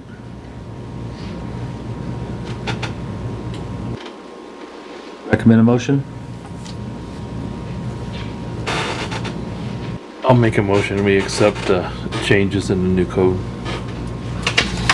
I'll second that motion. I have a motion by Mr. Durbin, second by Mr. Deach, to approve the amendment to section 425.060, outdoor signs, ADM-119. Any questions or comments? Roll call vote? Mr. Cooper? Yes. Mr. Dieterman? Yes. Mr. Cornell? Yes. Mr. Costello? Yes. Mr. Deitch? Yes. Mr. Cullum? Yes. Mr. Barton? Yes. Mr. Durbin? Yes. Motion passes 8-0 with 1 absent and 1 vacancy. Next amendment will be section 405.250, off-street parking ADM-120. I want to thank whoever came up with the no more parking in the front lawn of a home. It's been such an unsightly thing in our town for a long time, and it's an overdue but welcome change in the code, in my opinion. And with that, I would make a motion to approve the amendment to section 405.250 for off-street parking and driveway extensions. I'll second. Have a motion by Mr. Costello, second by Mr. Cullum to approve the amendment to section 405.250 off-street parking, ADM-120. Any questions or comments? Roll call vote. Mr. Dieterman? Yes. Mr. Cornell? Mr. Costello? Yes. Mr. Deitch? Yes. Mr. Cullum? Yes. Mr. Barton? Yes. Mr. Durbin? Yes, I will make a comment about the fact that how are we going to notify people of this? I'm just curious. Let's hold that thought. Mr. Cooper? Yes.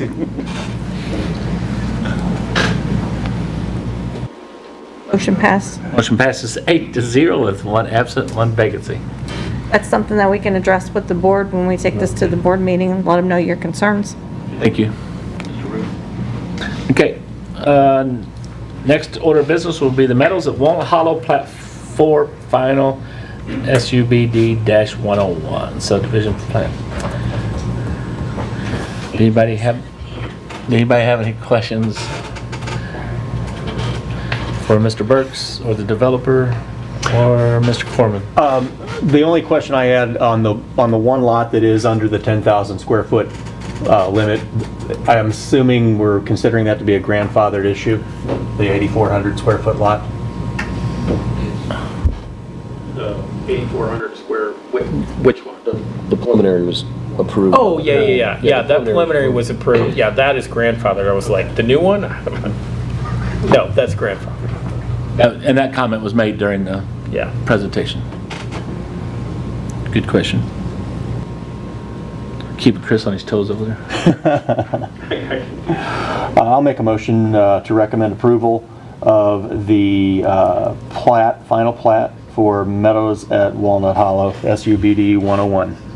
I'll second that motion.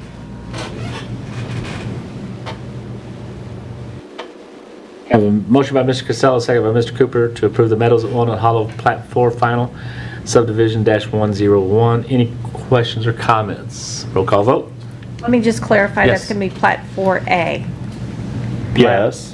I missed the A on the agenda. Oh, I because see. It's Plat 4A because it's going to be done in phases, so just let me all know that. And do we will have to do a separate motion for 4B, correct?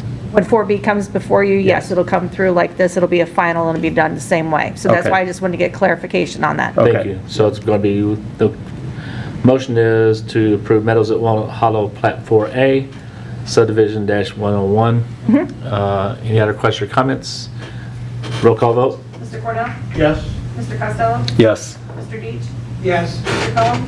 Yes. Mr. Barton? Yes. Mr. Durbin? Yes. Mr. Cooper? Yes. Mr. Dieterman? Yes.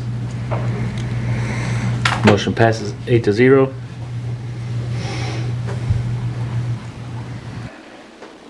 Next order of business will be the studios at Arlington, CUP-83.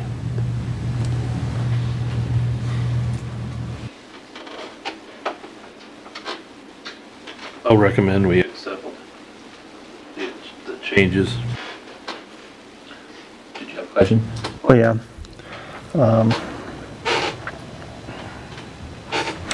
So, the way I understand this would be I guess the redevelopment of an existing hotel structure that into single-family residential apartment units.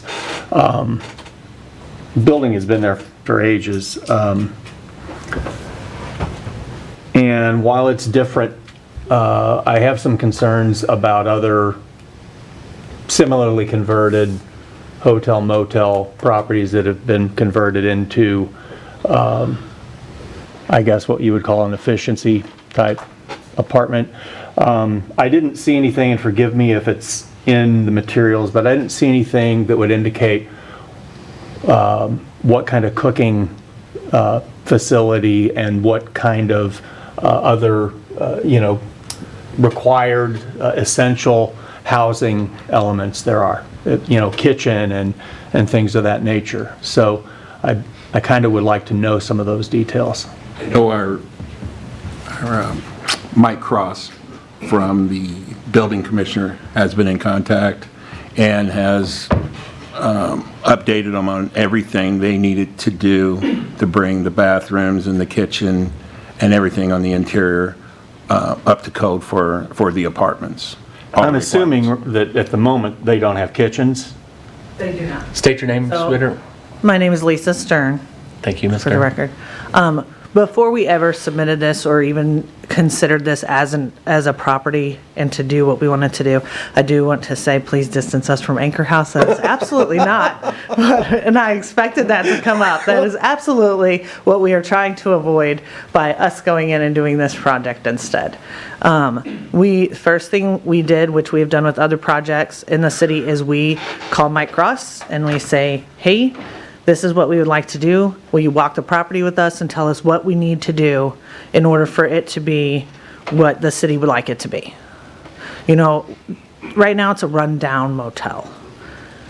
We are vested in this community. We have 2 businesses in this community that I would like to think are assets. We run them professionally and cleanly, and that is what we would like to do with this, and take a rundown motel in the middle of town and make it something that will benefit the town and will create housing for seniors, because that is now going to be, you have all these people moving out here, well, their parents are going to follow. And my mom actually lives in Orange Blossom, and like he said, you can't build them fast enough. She had to wait for months. And while those are slightly bigger than ours may be, but I think it would fill a need and would beautify that area a little bit too. So what's the approximate square footage of each living unit? Some are bigger than others. I believe they are.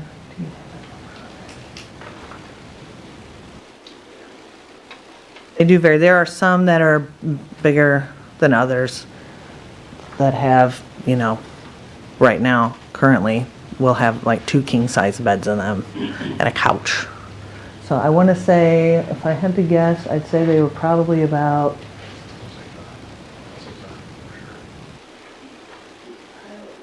I don't really have that exact number for you. I would say more like 450, 500, if I had to guess. And then some are a little bigger. Huh? They're that large? They're pretty big.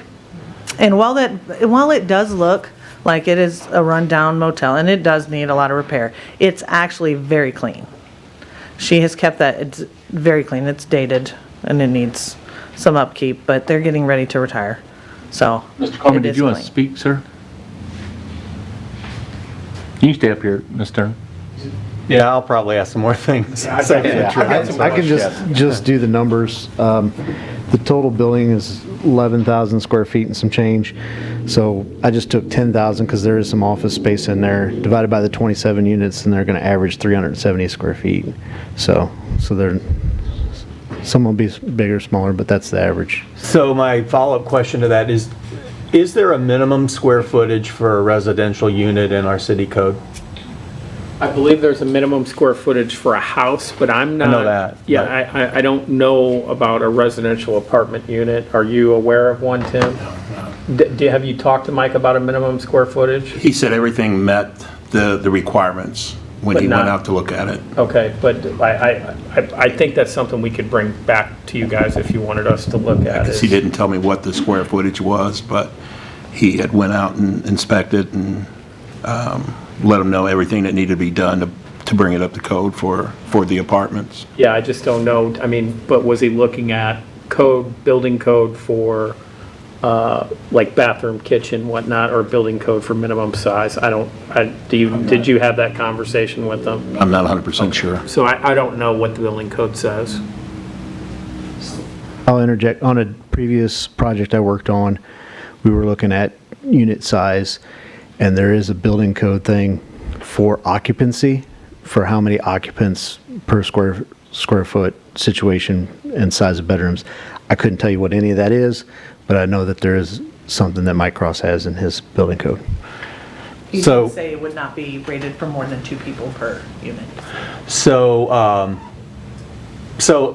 let's say in round numbers it's 400 square feet. Maybe it's a little more, and we'll be generous based on the figures you did. A minimum bathroom size is, I think, 5 by 8. I think that's about the most compact you can actually have a 3-fixture bathroom. So there's 40 of your square feet, so 10% of the units eaten up with that. What's the configuration? Is it all just going to be open plan, no interior walls, so the living and sleeping and kitchenette space is all open to itself, or will there? Just like a studio apartment. So it will have an enclosed bathroom. It will have, it will have a kitchenette area that will have a refrigerator. It will have cabinets. It will have a kitchen sink as well as a sink in the bathroom. And then it will have an open area, which will also have cabinets for them to put their food. And then where they can put their bed, they can put their furniture, their TV, however they want to configure it. Are you, so you did indicate that it is your intention for it to be marketed towards the senior crowd, so you're Yes, we would like to comfortable with avoid the a lot of staff the recommendation? I'm sorry? We would like to avoid a lot of the anchor house issues. Yeah. And like I said, So senior the, housing. so the office area, he talked about an office area. Is there going to be a staff on?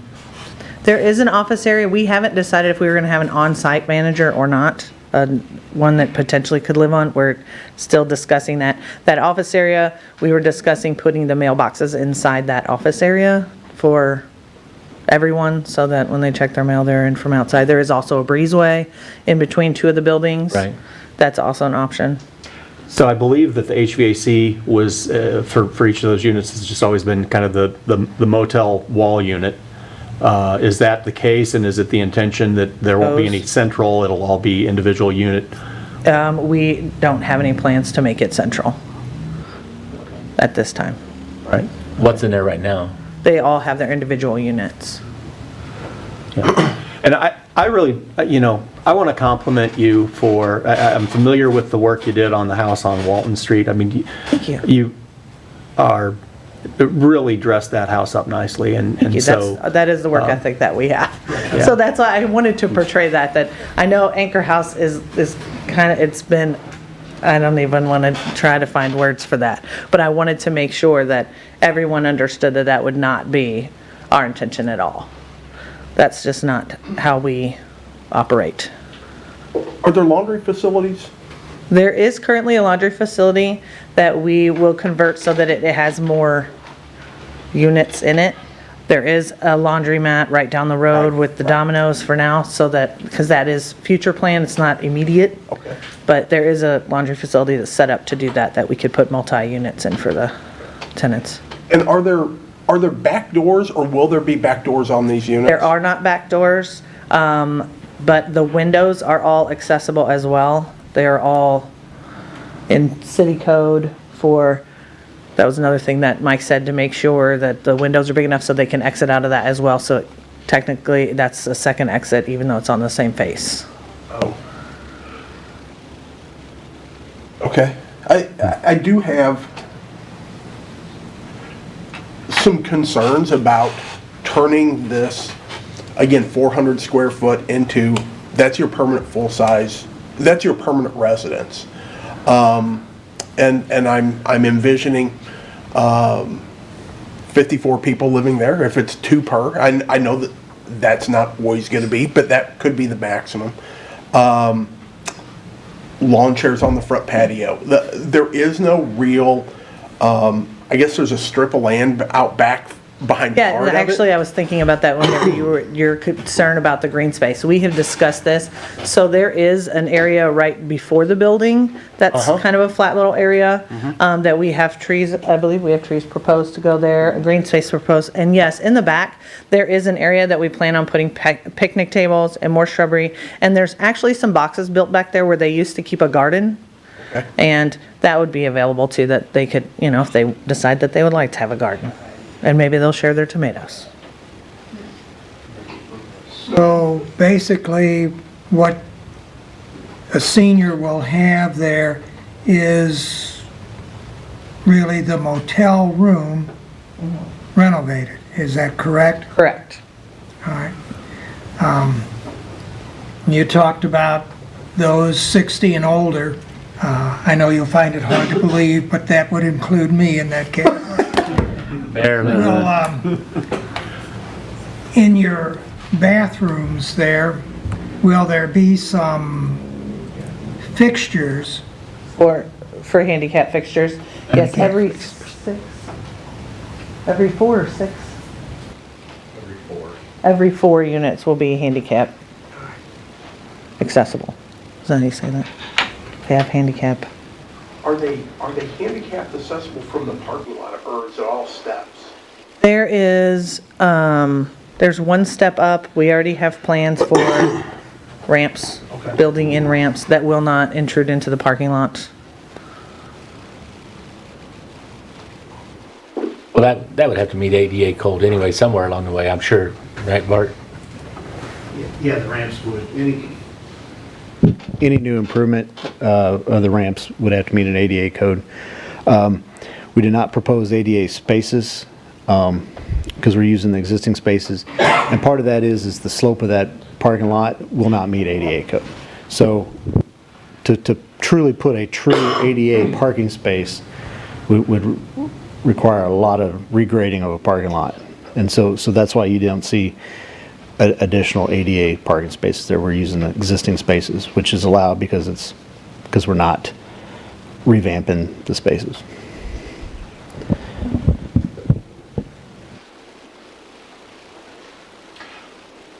So I'm really, I don't want to say I'm hung up on, but I would really like to get a clear determination on minimum allowable living space for a living unit, whether it's single family. I mean, know what the single family home minimum square footages are. And so I'm debating whether tabling pending that information and then to revisit and at the same time to get a true determination of what the typical square footage per unit is.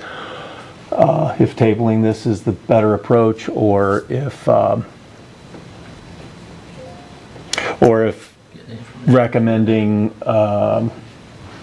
approval contingent to getting those details and verifying those, that it does meet whatever city's minimums are, if there are, and then letting the Board of Aldermen kick it from here. But I think that'd be probably, in my opinion, would be a better thing to go ahead and make that one of our conditions that they.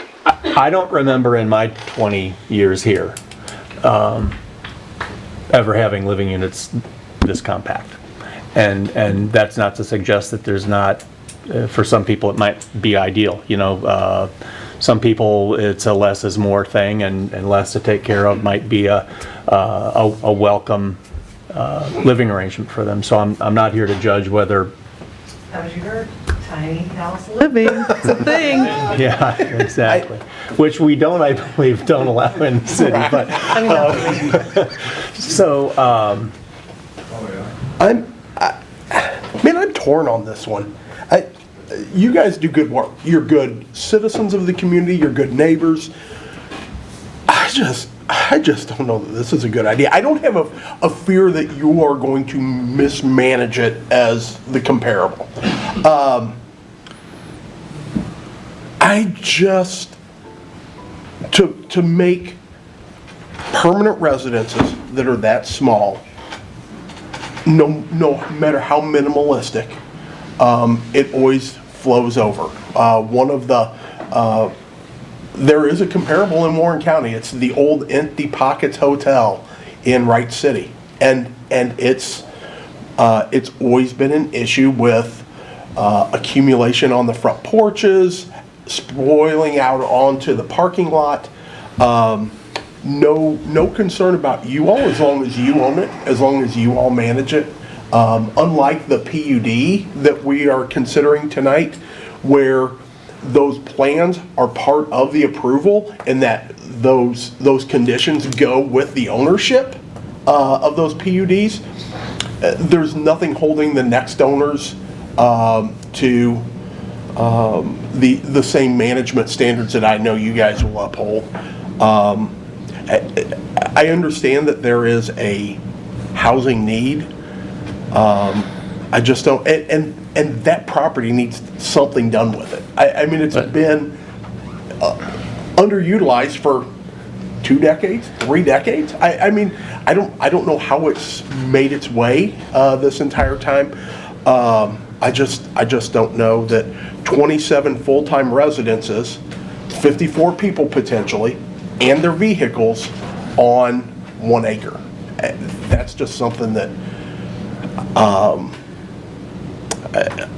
Is that what they had when it was a hotel? Yes. Is that what, was it there? I mean, No. there were probably kids there too at that time, and we're not talking kids here. I mean, my wife and I sincerely thought about just selling everything and moving to a hotel room and living there full time. We'll take your application, Mr. Martin. I have a. Well, I'm not 60, Mr. Deach. I'm getting close. I do have an example of that out in New Florence. A friend of mine, or semi-friend, he took that motel out there. I don't know if you're familiar with it. Very familiar with it, yeah. He took that motel and he made it into single-family units, and they're going to have a restaurant in there also. But and he's been renting them out, and people are looking for that small resident because all they want.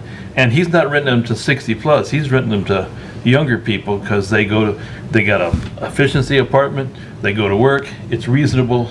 Everything's taken care of. You're selling these though, correct? Or are these renting? These are renting. Is there? I mean, because my point is too, back to his question, sorry about that, Mr. Durbin.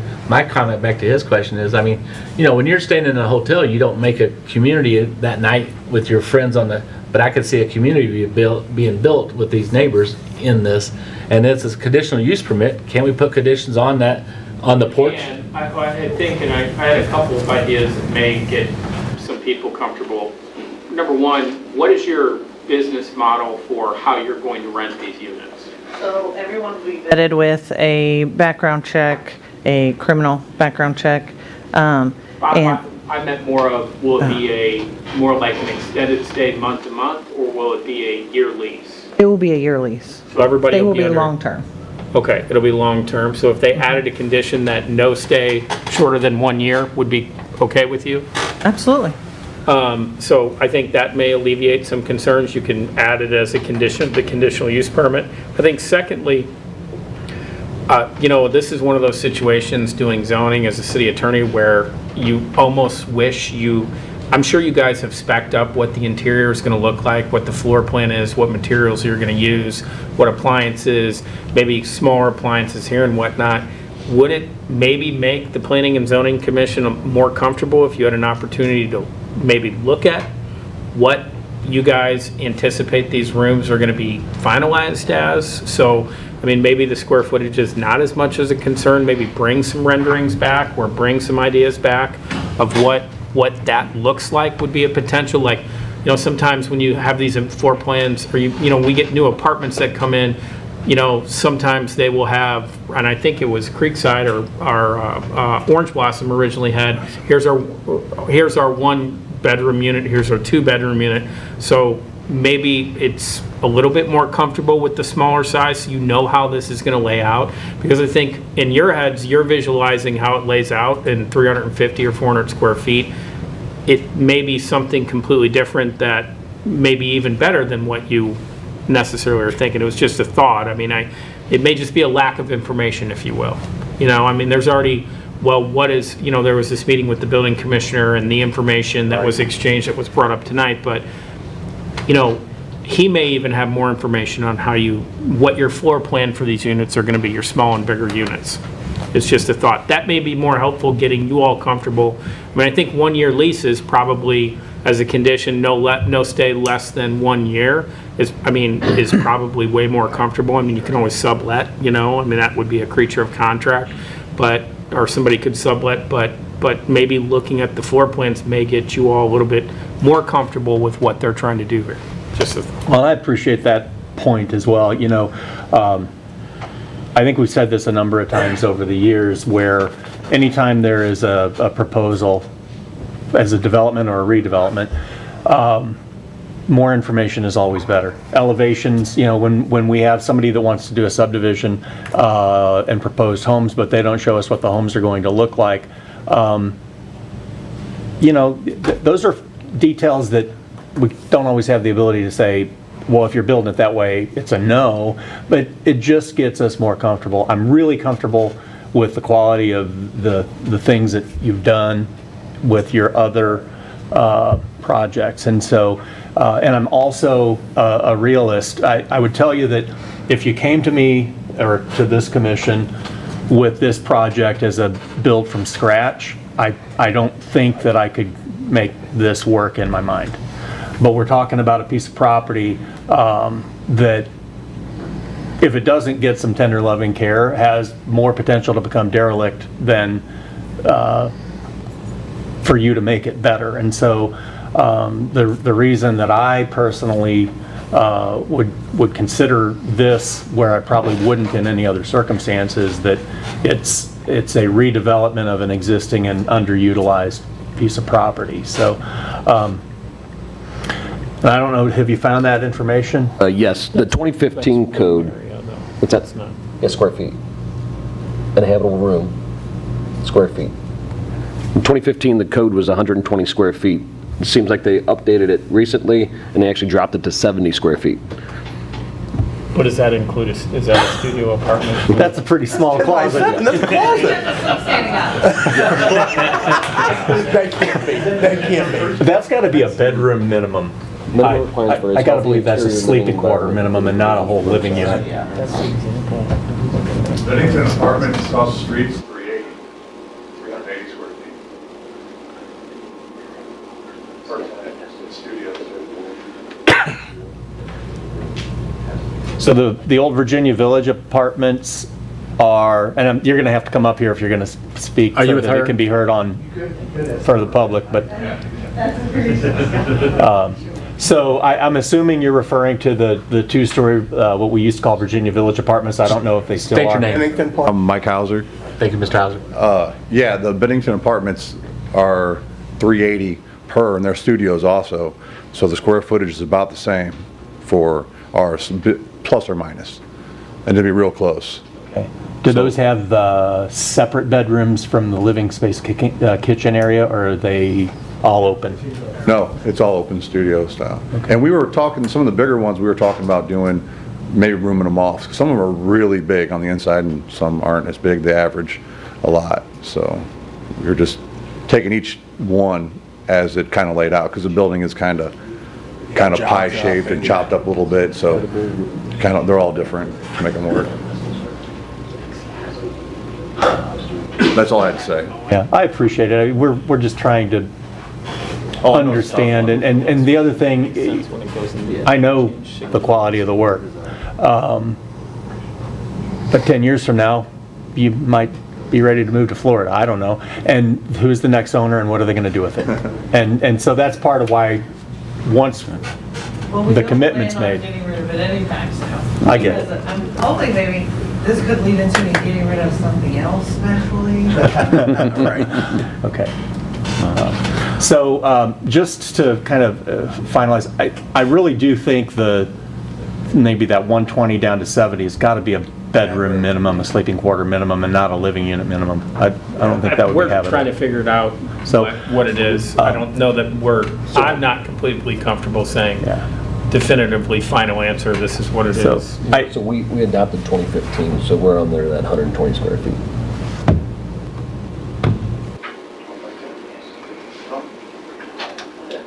I mean, that's what we adopted as the international residential code. So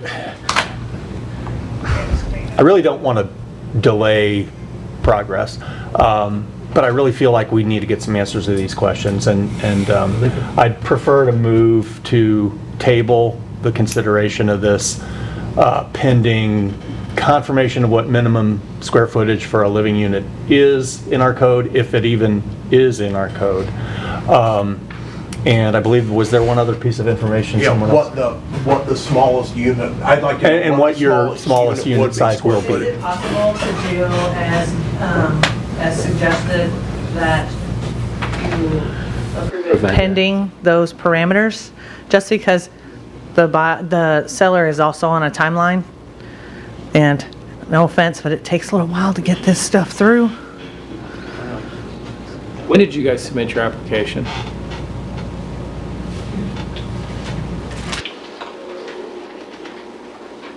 May 2nd.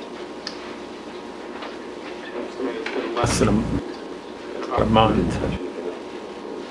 So that's. I mean, for us, I guess because we had already walked them all through and did all that before we submitted our application. Right. Do you guys have it under contract and with a contingency? Mm-hmm. Okay. When is your contingency expire? Well, she has to renew her motel sign by the end of June. End of when? Because we wanted to get it submitted by April, but we couldn't do it. Art hold you up? Yes. Isn't there any way we can put these conditions in and send it on? Or? It's what you all are comfortable doing. Yeah, I mean, you could, in the past, you've said, hey, verify these things. I mean, it may be what you could do, not to put something on Mike, but it might be helpful for the Board of Aldermen to get a report from the building commissioner as to maybe what they talked about and what, what information they have, and maybe also some proposed floor plans, because it sounds like, how many different size units are there, 2 or 3? I don't know. Some of them vary, I would say probably by like 10 square feet, then some of them are probably by a good 100. So you're probably gonna have 2 different floor plans, right? Yeah. So, I mean, even just sketch floor plans, not that you'd be held to it, that may be helpful as well. But I think you could approve it tonight. The conditions I've heard is, 60 or older, no stays, no terms, no short term, no stays shorter than 1 year, so it's 1 year leases. Maybe ask for the Board of Aldermen a report on the unit size and any information they went through, the design of it for building purposes, and then maybe the applicant can bring forward to the Board of Aldermen some proposed floor plans and maybe some ideas of like where you're going to put stuff and whatnot, because I'm sure you and Mike talked about it and you guys know exactly where it is, but having that on paper, having that more information may be better, because if planning and zoning gets it and they're not comfortable with it, they can always send it back to you. Right. All right, so I'll withdraw. Yeah, the board, sorry. I'll withdraw the motion to table. Okay. I submit that we accept it. Scott. I just have a question when you're talking with Commissioner Cross. Yeah. Like say, this is going to be a change of occupancy from a unit that is transient in nature to a more permanent residence. In meeting the codes, he didn't mention anything about separation between the units for fire, fire separation. Yes, and he also checked all of the smoke detectors to make sure that they were not all wired together and that they were all each individual unit.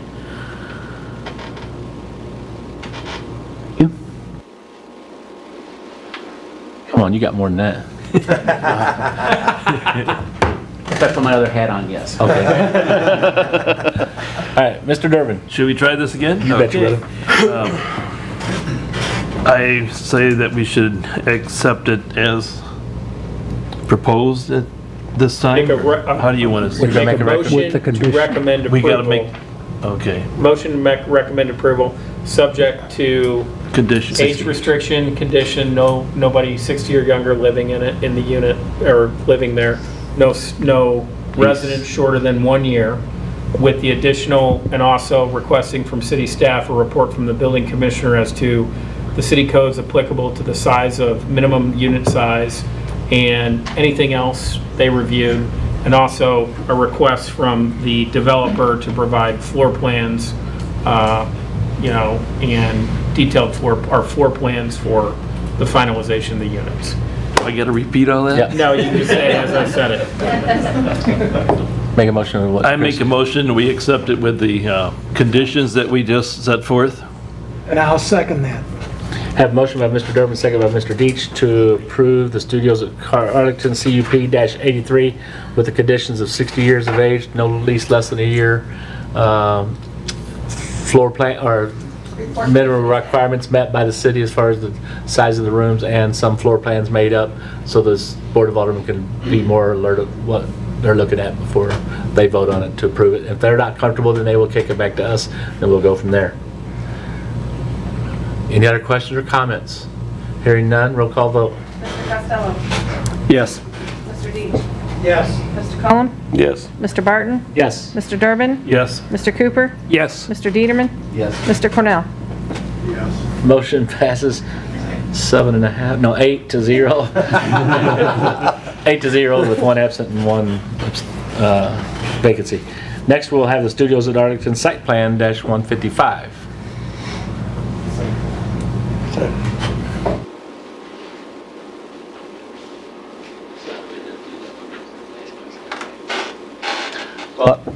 So just to clarify, the site plan doesn't require the conditions, it's only the conditional use plan that the... What we typically do is whatever conditions we can require conditions of the site plan and conditional use permit. What this body has done in the past has always mirrored the same conditions. Right. So you could literally say, make a motion to approve the site plan subject to the same conditions that were approved for the conditional use permit.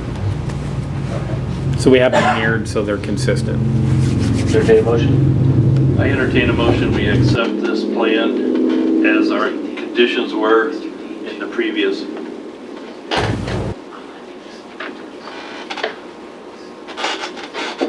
Got a motion by Mr. Durbin, waiting for a second. Second by Mr. Cooper to approve the studios at Arlington Site Plan -155 with the same conditions that were just set forth in the conditional use permit. Any other form of questions or comments? Roll call vote. Mr. Deach. Yes. Mr. Cullum. Yes. Mr. Barton. Yes. Mr. Durbin. Yes. Mr. Cooper. Yes. Mr. Dieterman. Yes. Mr. Cornell. Yes. Mr. Costello. Yes. Motion passes 8 to 0. And all these will come in front of the board on when's our board meeting? June 21st. June 21st for everybody listening. June 21st, all this will come in front of the Board of Aldermen on June 21st.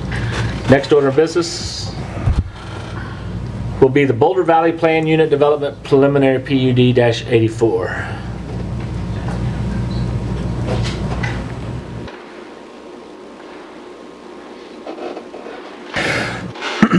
So I'm going to get back into the conversation about the ability to kind of review this information in detail. Is it still a requirement that the developer on any project provide or make available copies of all of the plans and materials for each commissioner? That was part of our code at one time. It was part of our code. I was talking to the city clerk about it, and I was looking it up, and I think what we did at the time when we required that, where they would require 13 copies or enough for the Planning and Zoning Commission, full-size copies in the board, is there's a provision in all these applications, any other information as requested by the Planning and Zoning Commission, and I think we got into the habit of requesting it, or Melody was printing it out and providing that information to them. So I think if you all, as your own policy, which by statute you can adopt, want to require that, it does not necessitate a code change. You can just say, we want full-size copies of these drawings submitted for all future PUDs or conditional use permits, or even on this one, if you say, we'd like to ask additional information for full-size plans so we can look at them, study them, if that's what you want to do. Well, my concern is this is a substantial project. I mean, it's a project of some considerable magnitude, and I don't feel, and if I could have gotten out and down to City Hall today to see some of this on full-size plans, it would have been helpful, although I don't know that there really would have been enough time to digest this. And, you know, before the iPads were provided, and, you know, they've been great. They're good for single-page documents and things like that. We always got full sets of plans, and they were the full drawings. I just feel like we've got a responsibility to really know what this is going to look like, and I do not feel comfortable. I don't feel like I know what I need to know to be able to really make some decision on this project. And we can talk about a lot of things, but what it really comes down to is I need to see more, and I need more time to see it, and I'd like to make a motion to table this issue until such time as we've had the opportunity to receive, for any of the commissioners that want them, to receive a full-size set of plans. Second that motion.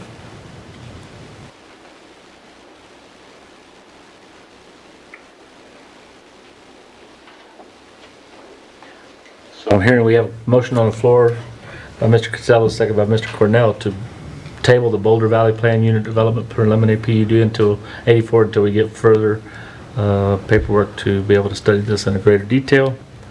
Is there any questions or comments at this time?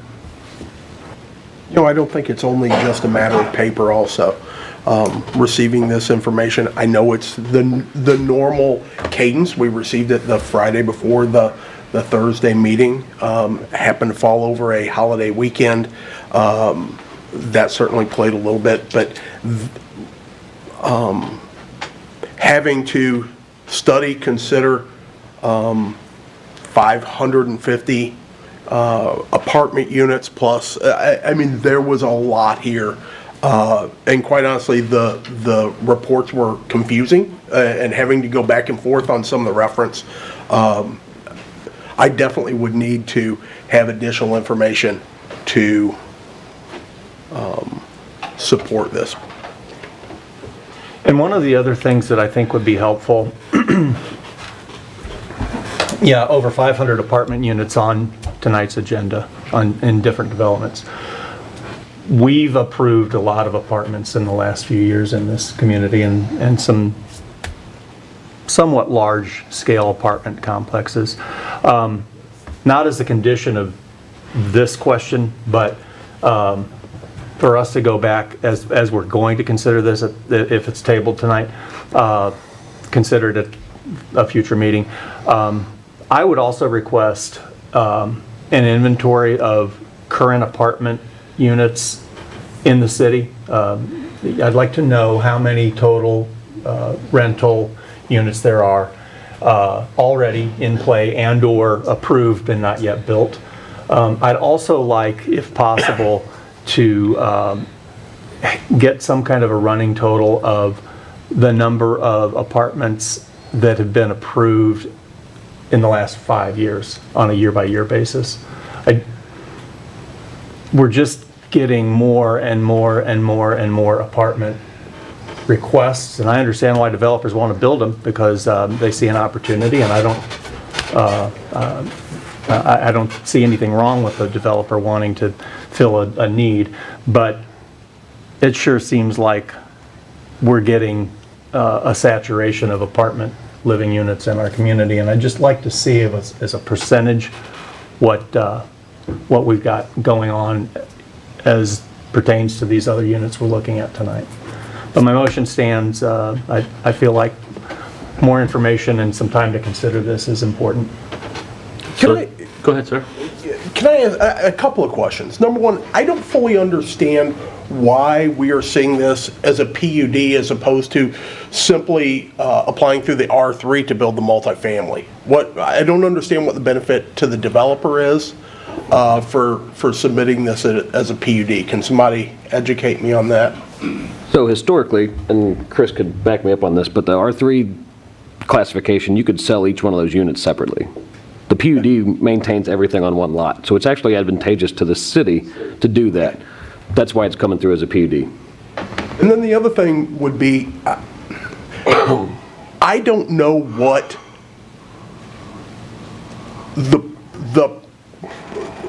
we talk about maximum density. I don't know what the right density is. My initial thought when I looked at this is, this isn't it. And I would love to see, and I've talked to some other commissioners, I'd love to see us plan out where these are going to go. We talk about our future land use map, and tonight all of these projects talk about variations from the land use map. And I understand that land use map is kind of a living document. It's subject to changes, but it seems to me like those changes should happen as city, as we recognize a need for the change, as opposed to we're handling the changes depending on the project that's brought to us. And that can at least leaves me the feeling of we're trying to justify approving a project that isn't consistent with our future land use map. So again, if it seems like we planned out a lot with our future growth, but it doesn't seem like we addressed multi-unit housing as much. So again, I don't know when I look at this how I get over the fact of, holy smoke, that's a lot of concrete and a lot of units. So this property is zoned R3 already, and as Mr. Wolf said, that the density is, our code is up to 16 units per acre on that multifamily. So they're coming in at 10. They're within code, well within code. So I think what you're saying is you're proposing future code changings to fix some of that stuff.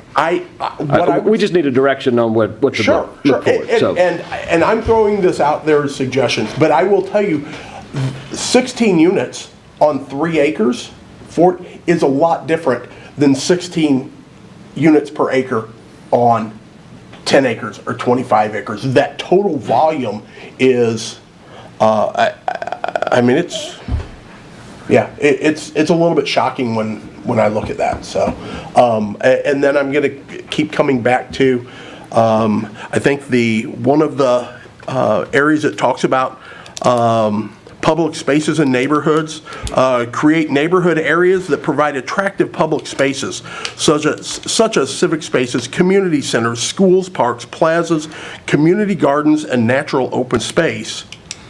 And then the logic behind not adhering to that, or that this project would meet that, is the proposal does not seek the maximum density. That doesn't seem to address civic spaces, community gardens, plazas. Those are amenities. And simply saying we're not going to build to maximum density doesn't address that. And I thought there were a lot of areas within the report that it just simply didn't hold up to. Again, I felt like we were trying to justify altering from that land use map. So that's it.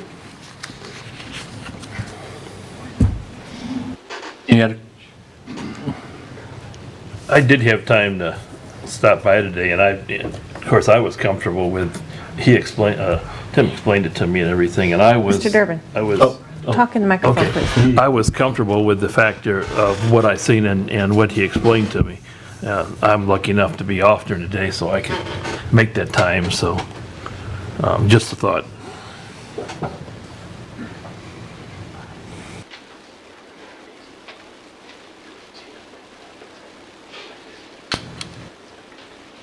Mr. Deach, did you have a comment?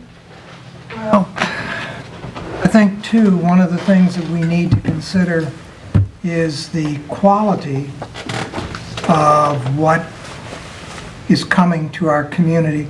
the type of materials that we're seeing in the construction. Are these frame? Are they brick? Are they vinyl siding? What kind of apartments or multifamily units are we building in the future? And as a commission, what are we approving that our community will have to live with, not tomorrow, but the next 5, 10, or 20 years down the road? So I think those are important considerations. Goes to some extent along with Mr. Cornell's concern about green space, amenities, and all of those kinds of things. So, I'd like to see some information about what's coming in, and whether it's Boulder Valley or whatever, what kind of units are we talking about there? Thank you, Mr. Beach. Anybody else have any comments or questions? So we have a motion on the floor, if I'm still on the same one, I think I am. Motion on the floor about the Boulder Valley Plan Unit Development, to table that. By Mr. Costello, second by Mr. Cornell. And we've had plenty of questions and comments, so at this time, we'll take a roll call vote. Mr. Cullum? Yes. Mr. Barton? Yes. Mr. Durbin? Yes. Mr. Cooper? Yes. Mr. Dieterman? Yes. Mr. Cornell? Yes. Mr. Costello? Yes. Mr. Deitch? Yes. Motion passes 8-0 to table that until the next meeting. Excuse me, can I ask one question? Yes, sir, go ahead. So now that that's been tabled, we need a little clarification as a staff. What do we need to do more? What do you want to see? You threw out some ideas here, but Yeah. we need further clarification. I'll turn that over to Mr. Costello to start. Okay, we don't want to be the ones holding this up. So we want to make sure that we're doing everything we can to get these projects rolling. And I certainly don't want you or anyone in the public to take it as that someone did that information was withheld from us or anything like that, because I don't believe that's the case. And I know city staff does a really diligent job in all of the review to get the materials ready for us, and then for the Board of Aldermen, of course. So on projects of this scope, and I don't know how to differentiate about what's the tipping point of when do I personally need a full set of plans to look at, but this is definitely way over the line. This is way beyond the line of, I cannot on a iPad screen, even on this monitor that we've got up here that's larger, and with glasses on, I can't really see what we're asked to review. And so, back in the good old days, on a Thursday, the week before next Thursday's meeting, one of the Warrenton's finest would show up at my door with the packet in hand, and sometimes on a meeting like this, it was as thick as a phone book. And for me, I don't necessarily need every document on paper. I don't need every page of your reports and your recommendations, but the physical plat work, the plan, having a full-size set of those prints to look at is very, very helpful. And so I would, at a minimum, ask that be available for me, but I think some of you other commissioners probably would say that would be helpful to them as well. So you suggesting like subdivision, site plans, that kind of stuff? Yeah. Obviously wouldn't be anything on a code change or something like that, but so any subdivision site plans you want available?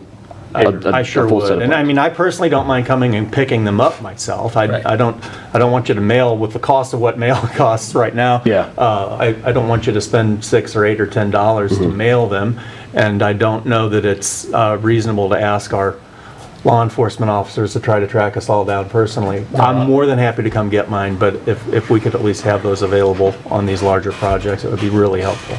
So most of the time, 3 copies are provided to me when the application is submitted. So I do have copies, but I've never sent them out. Right. Okay. Well, and I think and every planning and zoning commission is going to be different, is if the commission is saying on site plan subdivision plans, you are requesting full-size copies, Bart's not gonna have a problem saying, okay, how many copies do you need, right? Like, I'm not gonna look at Melody right now, because I don't want her to think I'm saying she has to copy them.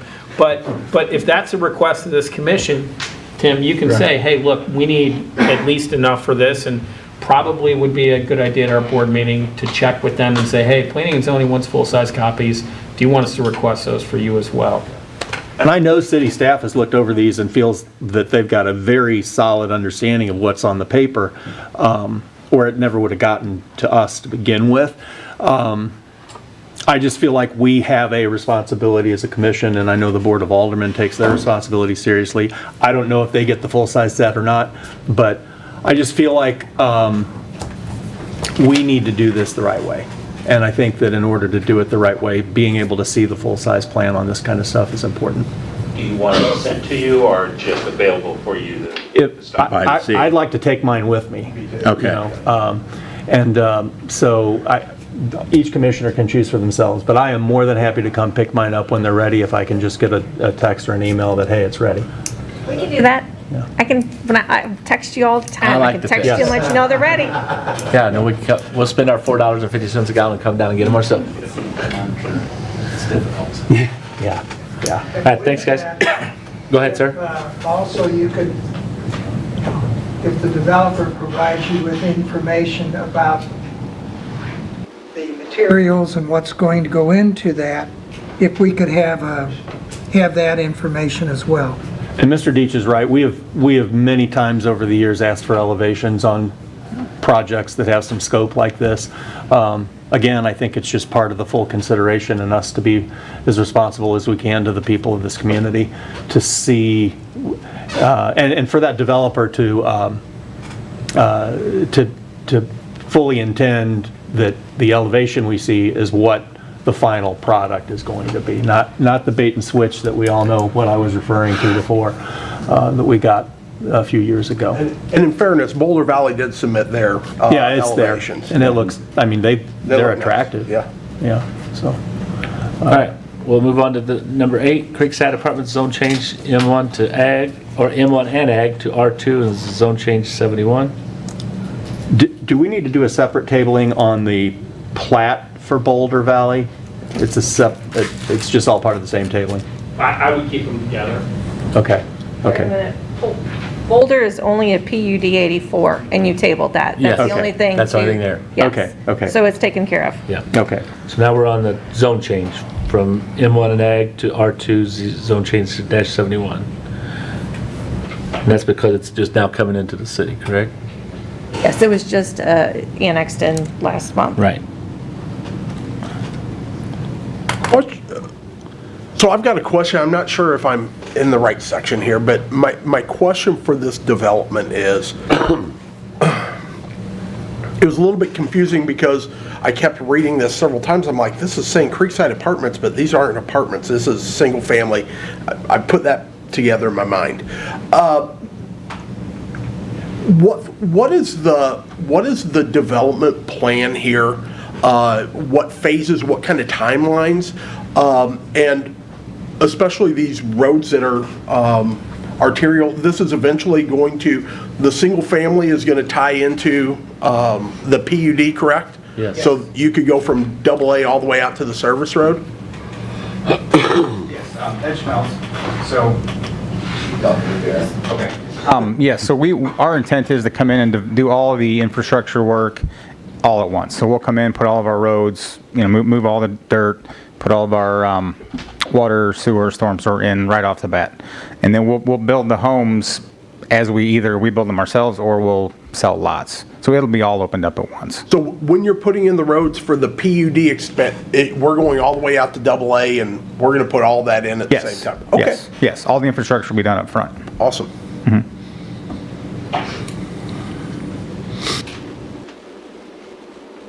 What's your schedule for that?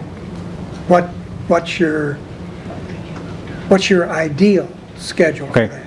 So we're supposed to close here within the next 30 days, I believe. Well, depending on how things go, obviously.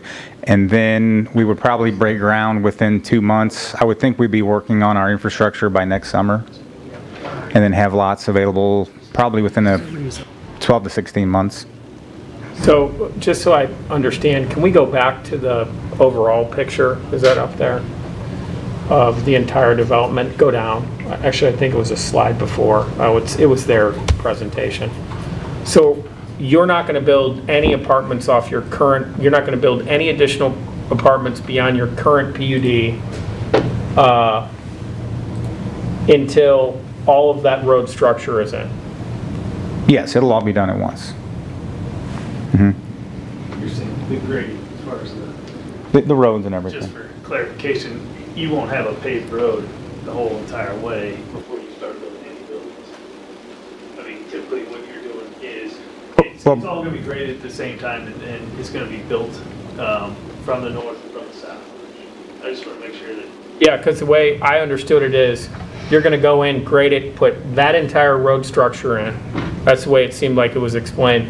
And then you're going to build as you go along. For the multifamily, yes, but the single family we'll do all that at once. So you're going to have all that multifamily in phases, right? So the multifamily will be phased, and then the single family will all go in at once. So you're talking the two separate projects, right? Yes, correct. But the roadway infrastructure is coming in first before any of that. No. No, but we're not even talking about the top part. We're not even talking about the north part yet tonight. Well, I understand, but I took your question as the whole project. Exactly, it's not. When will the trees, the 40 acres of trees, when does that get cleared and leveled? Probably late this year, early next year. Where's that a part of? What? Well, there's a lot of trees to clear back there. Yeah. I'm talking about, my question is that was brought up. So the middle phase there where the townhomes and so we got the apartments down south. In the middle, we're going to have the PUD, because you're putting the PUD as combining the apartments and that together. Correct. We have a current PUD that's been approved. Right. Okay, we're working on that right now. Right. As we extend to the north, that's the next part of our PUD. Exactly. So, yeah, just to make sure everybody's on the same page, and Ed can correct me if I'm wrong, but the PUD is all one piece. Right. So basically, we are going to put the roads in for the PUD. Exactly. And then construct the buildings. So those roads, so we'll have a connection to the service road and Speedy Lane before the construction moves forward as the PUD. As far as the development to the north, that is the next step. That's a single family. Those roads will be constructed.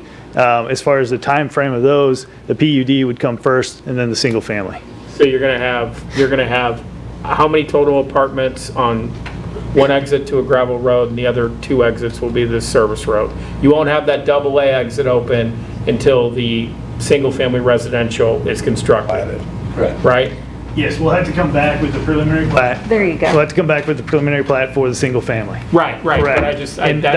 But correct me if I'm wrong, Ed, but we will not wait until all the multifamily is developed before we do the single family. But the single family will come back before you guys, before and probably during the construction of the multifamily, and we'll push that. We're not going to wait completely till one's done to do the other, because it's basically trying to hit two different, marketing strategies, single family and multifamily at the same time. But for a period of time, you're going to have... For a period of time, while we build the roads in the PUD, we're going to build the roads in the PUD, we're going to start the construction of the multifamily, and then we'll be bringing the preliminary plat back during the construction of the PUD, and then we'll take on the construction of the single family. Timeline-wise, what do you think the difference is between... how long will it be before the connection, because the PUD will create another route through AA, right? Up to AA. How long will it be before that connection is made to AA? Because I understand you're talking single family and PUD, but you're also talking same thing we dealt with over there with the Beckham project, right? Like, when are the roads going to go in where there's not, to address some of the comments of the service road, like what is the differentiation in time? I just want to make sure, follow up on Commissioner Cornell. Within 12 months of starting construction. Yeah, I think construction on what?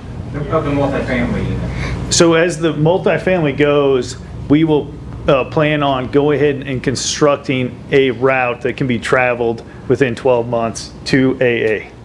So at a minimum, it will be a fire access road that's rocked, and then in the future, when we start building that way, we'll pave it. Well, and you guys remember Orange Blossom, this was a long discussion for planning and zoning was, you know, there was this, and then when are you gonna finish that loop? And we had a condition on Orange Blossom that said, I think it was within a year, the second part, you didn't wanna construct that second loop, that second part, so you could make a complete loop. So it's not without precedent. And that's what I'm going back to is, you know, so, you know, the PUD, I know that the road is in the rezoned area, but I think for the PUD purposes, you know, if traffic was concerned to have that AA route and Spady not being the primary, secondary route, you know, you could make it a requirement that the connection to AA be made within 12 months of, you know, construction or beginning construction on the extension of the PUD. Now, that wasn't an issue for Orange Blossom, it became an issue like we talked about with Orange Blossom. We could always come back and revise that. But I know there was some concerns, a lot of articulated statements about the North Service Road, and I do believe AA will alleviate some of that. And I know you've made the statement, well, Spady will be the gravel road that'll be the third option, but it's really gonna be the second option for a long period of time, or for a period of time. Correct. Yes, as the phasing goes, it will be the second option, and then AA will be the third option. Now, as far as locking that into the time frame, I don't think that would be an issue for 12 months to have basically another access point, kind of like we did at Orange Blossom, which Orange Blossom was a rocked road. So I think within 12 months, we would have a rocked road that's passable by a fire truck. But that's not what we're trying to alleviate, not just the fire truck. For normal traffic that's going to be within that, another outlet, because quite honestly, Spady will not handle that, and it's outside of our control. Orange Blossom, though, you remember, I know what you're talking about, the fire truck. We had a loop. You had to finish the loop within a year. I know that was a much smaller thing, but that I just, since we addressed it with Orange Blossom, I wanted to, you know, because, you know, typically the narrative would break this down. Did you guys submit the narrative, by the way? Have you done that yet? Is that just not those, we haven't received that? I know Tim said that we didn't have it yet. Yeah, I mean, the narrative that we discussed, we tried to put the information on the plan itself. So anything in addition to that basically was just submitted on the notes in the plan. Okay. Yeah. So based on what the developer just said, paved road out to AA, 12 months of construction of the PUD is acceptable to us. Okay.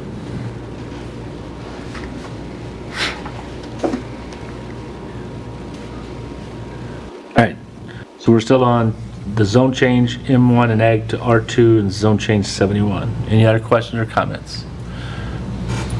Entertain a motion. I'll make a motion to recommend approval of the zone change 71. I still don't like calling it Creekside Apartments when they're going to be single-family homes, but for Creekside Apartments. Second. With the condition stated of the, can we put that on that condition on the rezone? Well, I think that condition can't go on as Condition rezone. their zoning change. Yep. No, that'll I'll go to the second. PUD. Yep. Okay, so we have a motion by Mr. Costello, second by Mr. Cornell to approve the Creekside Apartments zone change M1 and Ag to R2 and zone change -71. Any other questions or comments? Kind of feeling like it should be, They can add it. wasn't that supposed to be commercial? I mean, on the, this property, wasn't that all supposed to be for commercial use? That's what we did. Off of double A? The plan, yeah. That double A. wasn't even in the city, so. Yeah, none of double A was on the outer road. Yeah, that's outer road. But this one up here was commercial, wasn't it? If you look at that slide right there, the area in green, that was industrial. That was M1, industrial.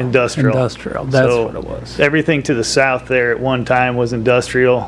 When Creekside Apartments came in, it got rezoned to R3 from industrial. I believe on your guys' zoning map, the property that is just to the west there. So this just got brought into the city, so that's why I went to agricultural, the piece in orange. But on your zoning map, the piece just to the west there, the larger square piece is R2. Okay. Any other questions? We'll take a roll call vote. Mr. Barton? Yes? Mr. Durbin? Yes? Mr. Cooper? No. Mr. Dieterman? Yes. Mr. Cornell?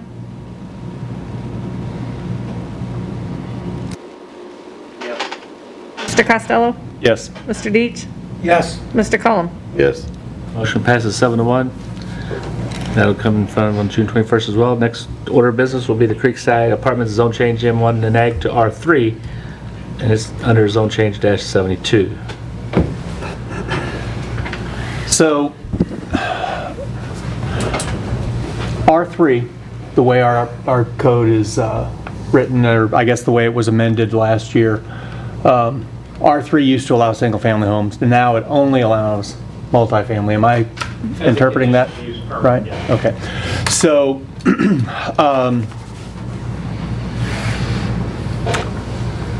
I have, and we're talking about the zone change that is then relative to the PUD and all of the rest of that. I have all of the same points and issues on the PUD and the density and the number of units and all of those things that I had with Boulder Valley. I'm not comfortable on this magnitude of a project without getting a good close look at all of this.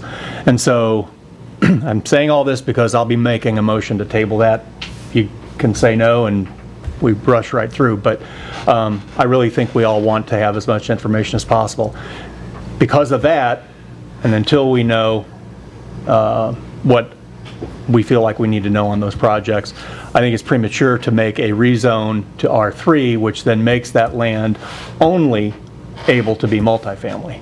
So I'm going to make a motion to table the rezone request subject to those things I just talked about.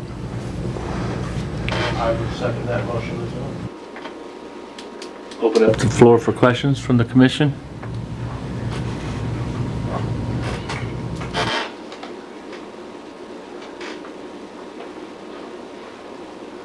No other questions?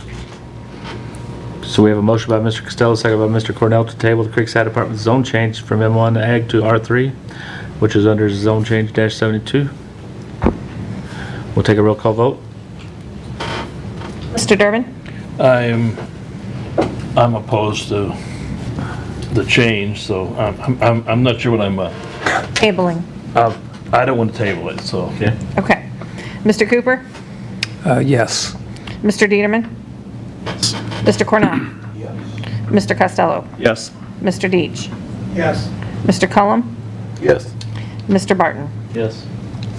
Motion passes 7-1 for tabling that till we get the same information that was provided for next month, okay? Next order of business would be the boundary line adjustment, subdivision -103.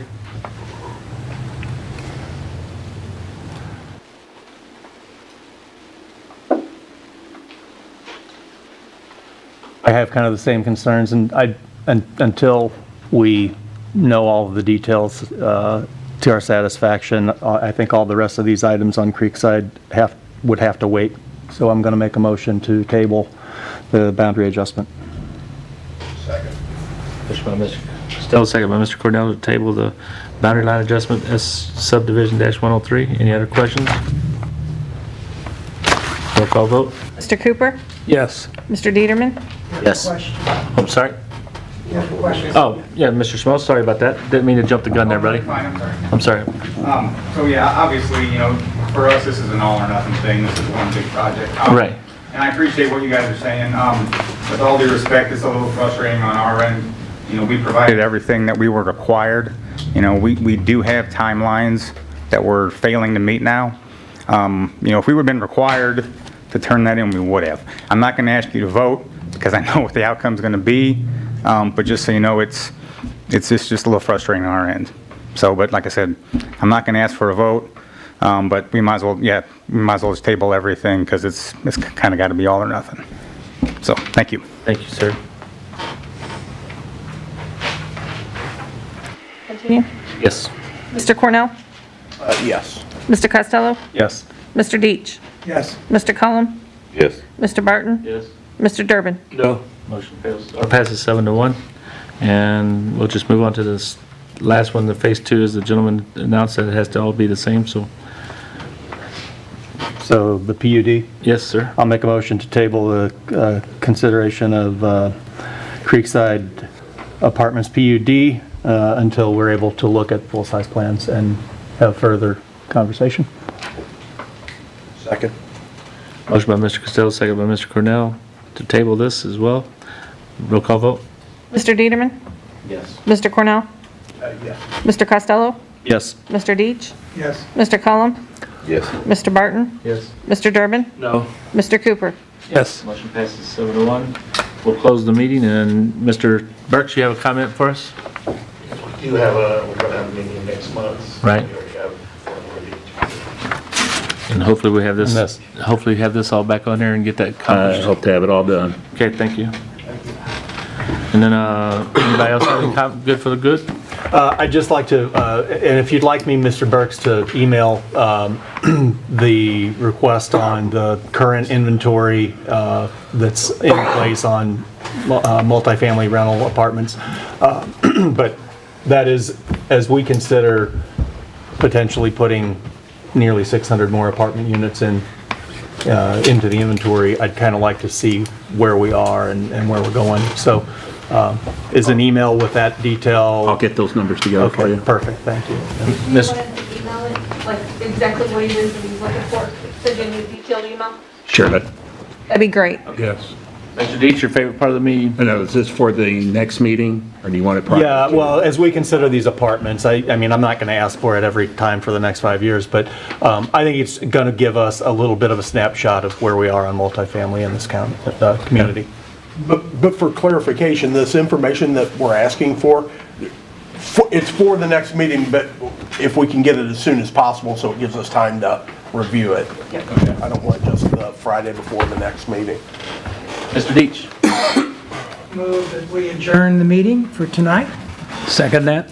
Motion by Mr. Deitch, second by Mr. Cooper to adjourn. All in favor, say aye. Aye. Thanks for coming out. Thanks for the community support. Appreciate you guys. Have a great night. Nowadays.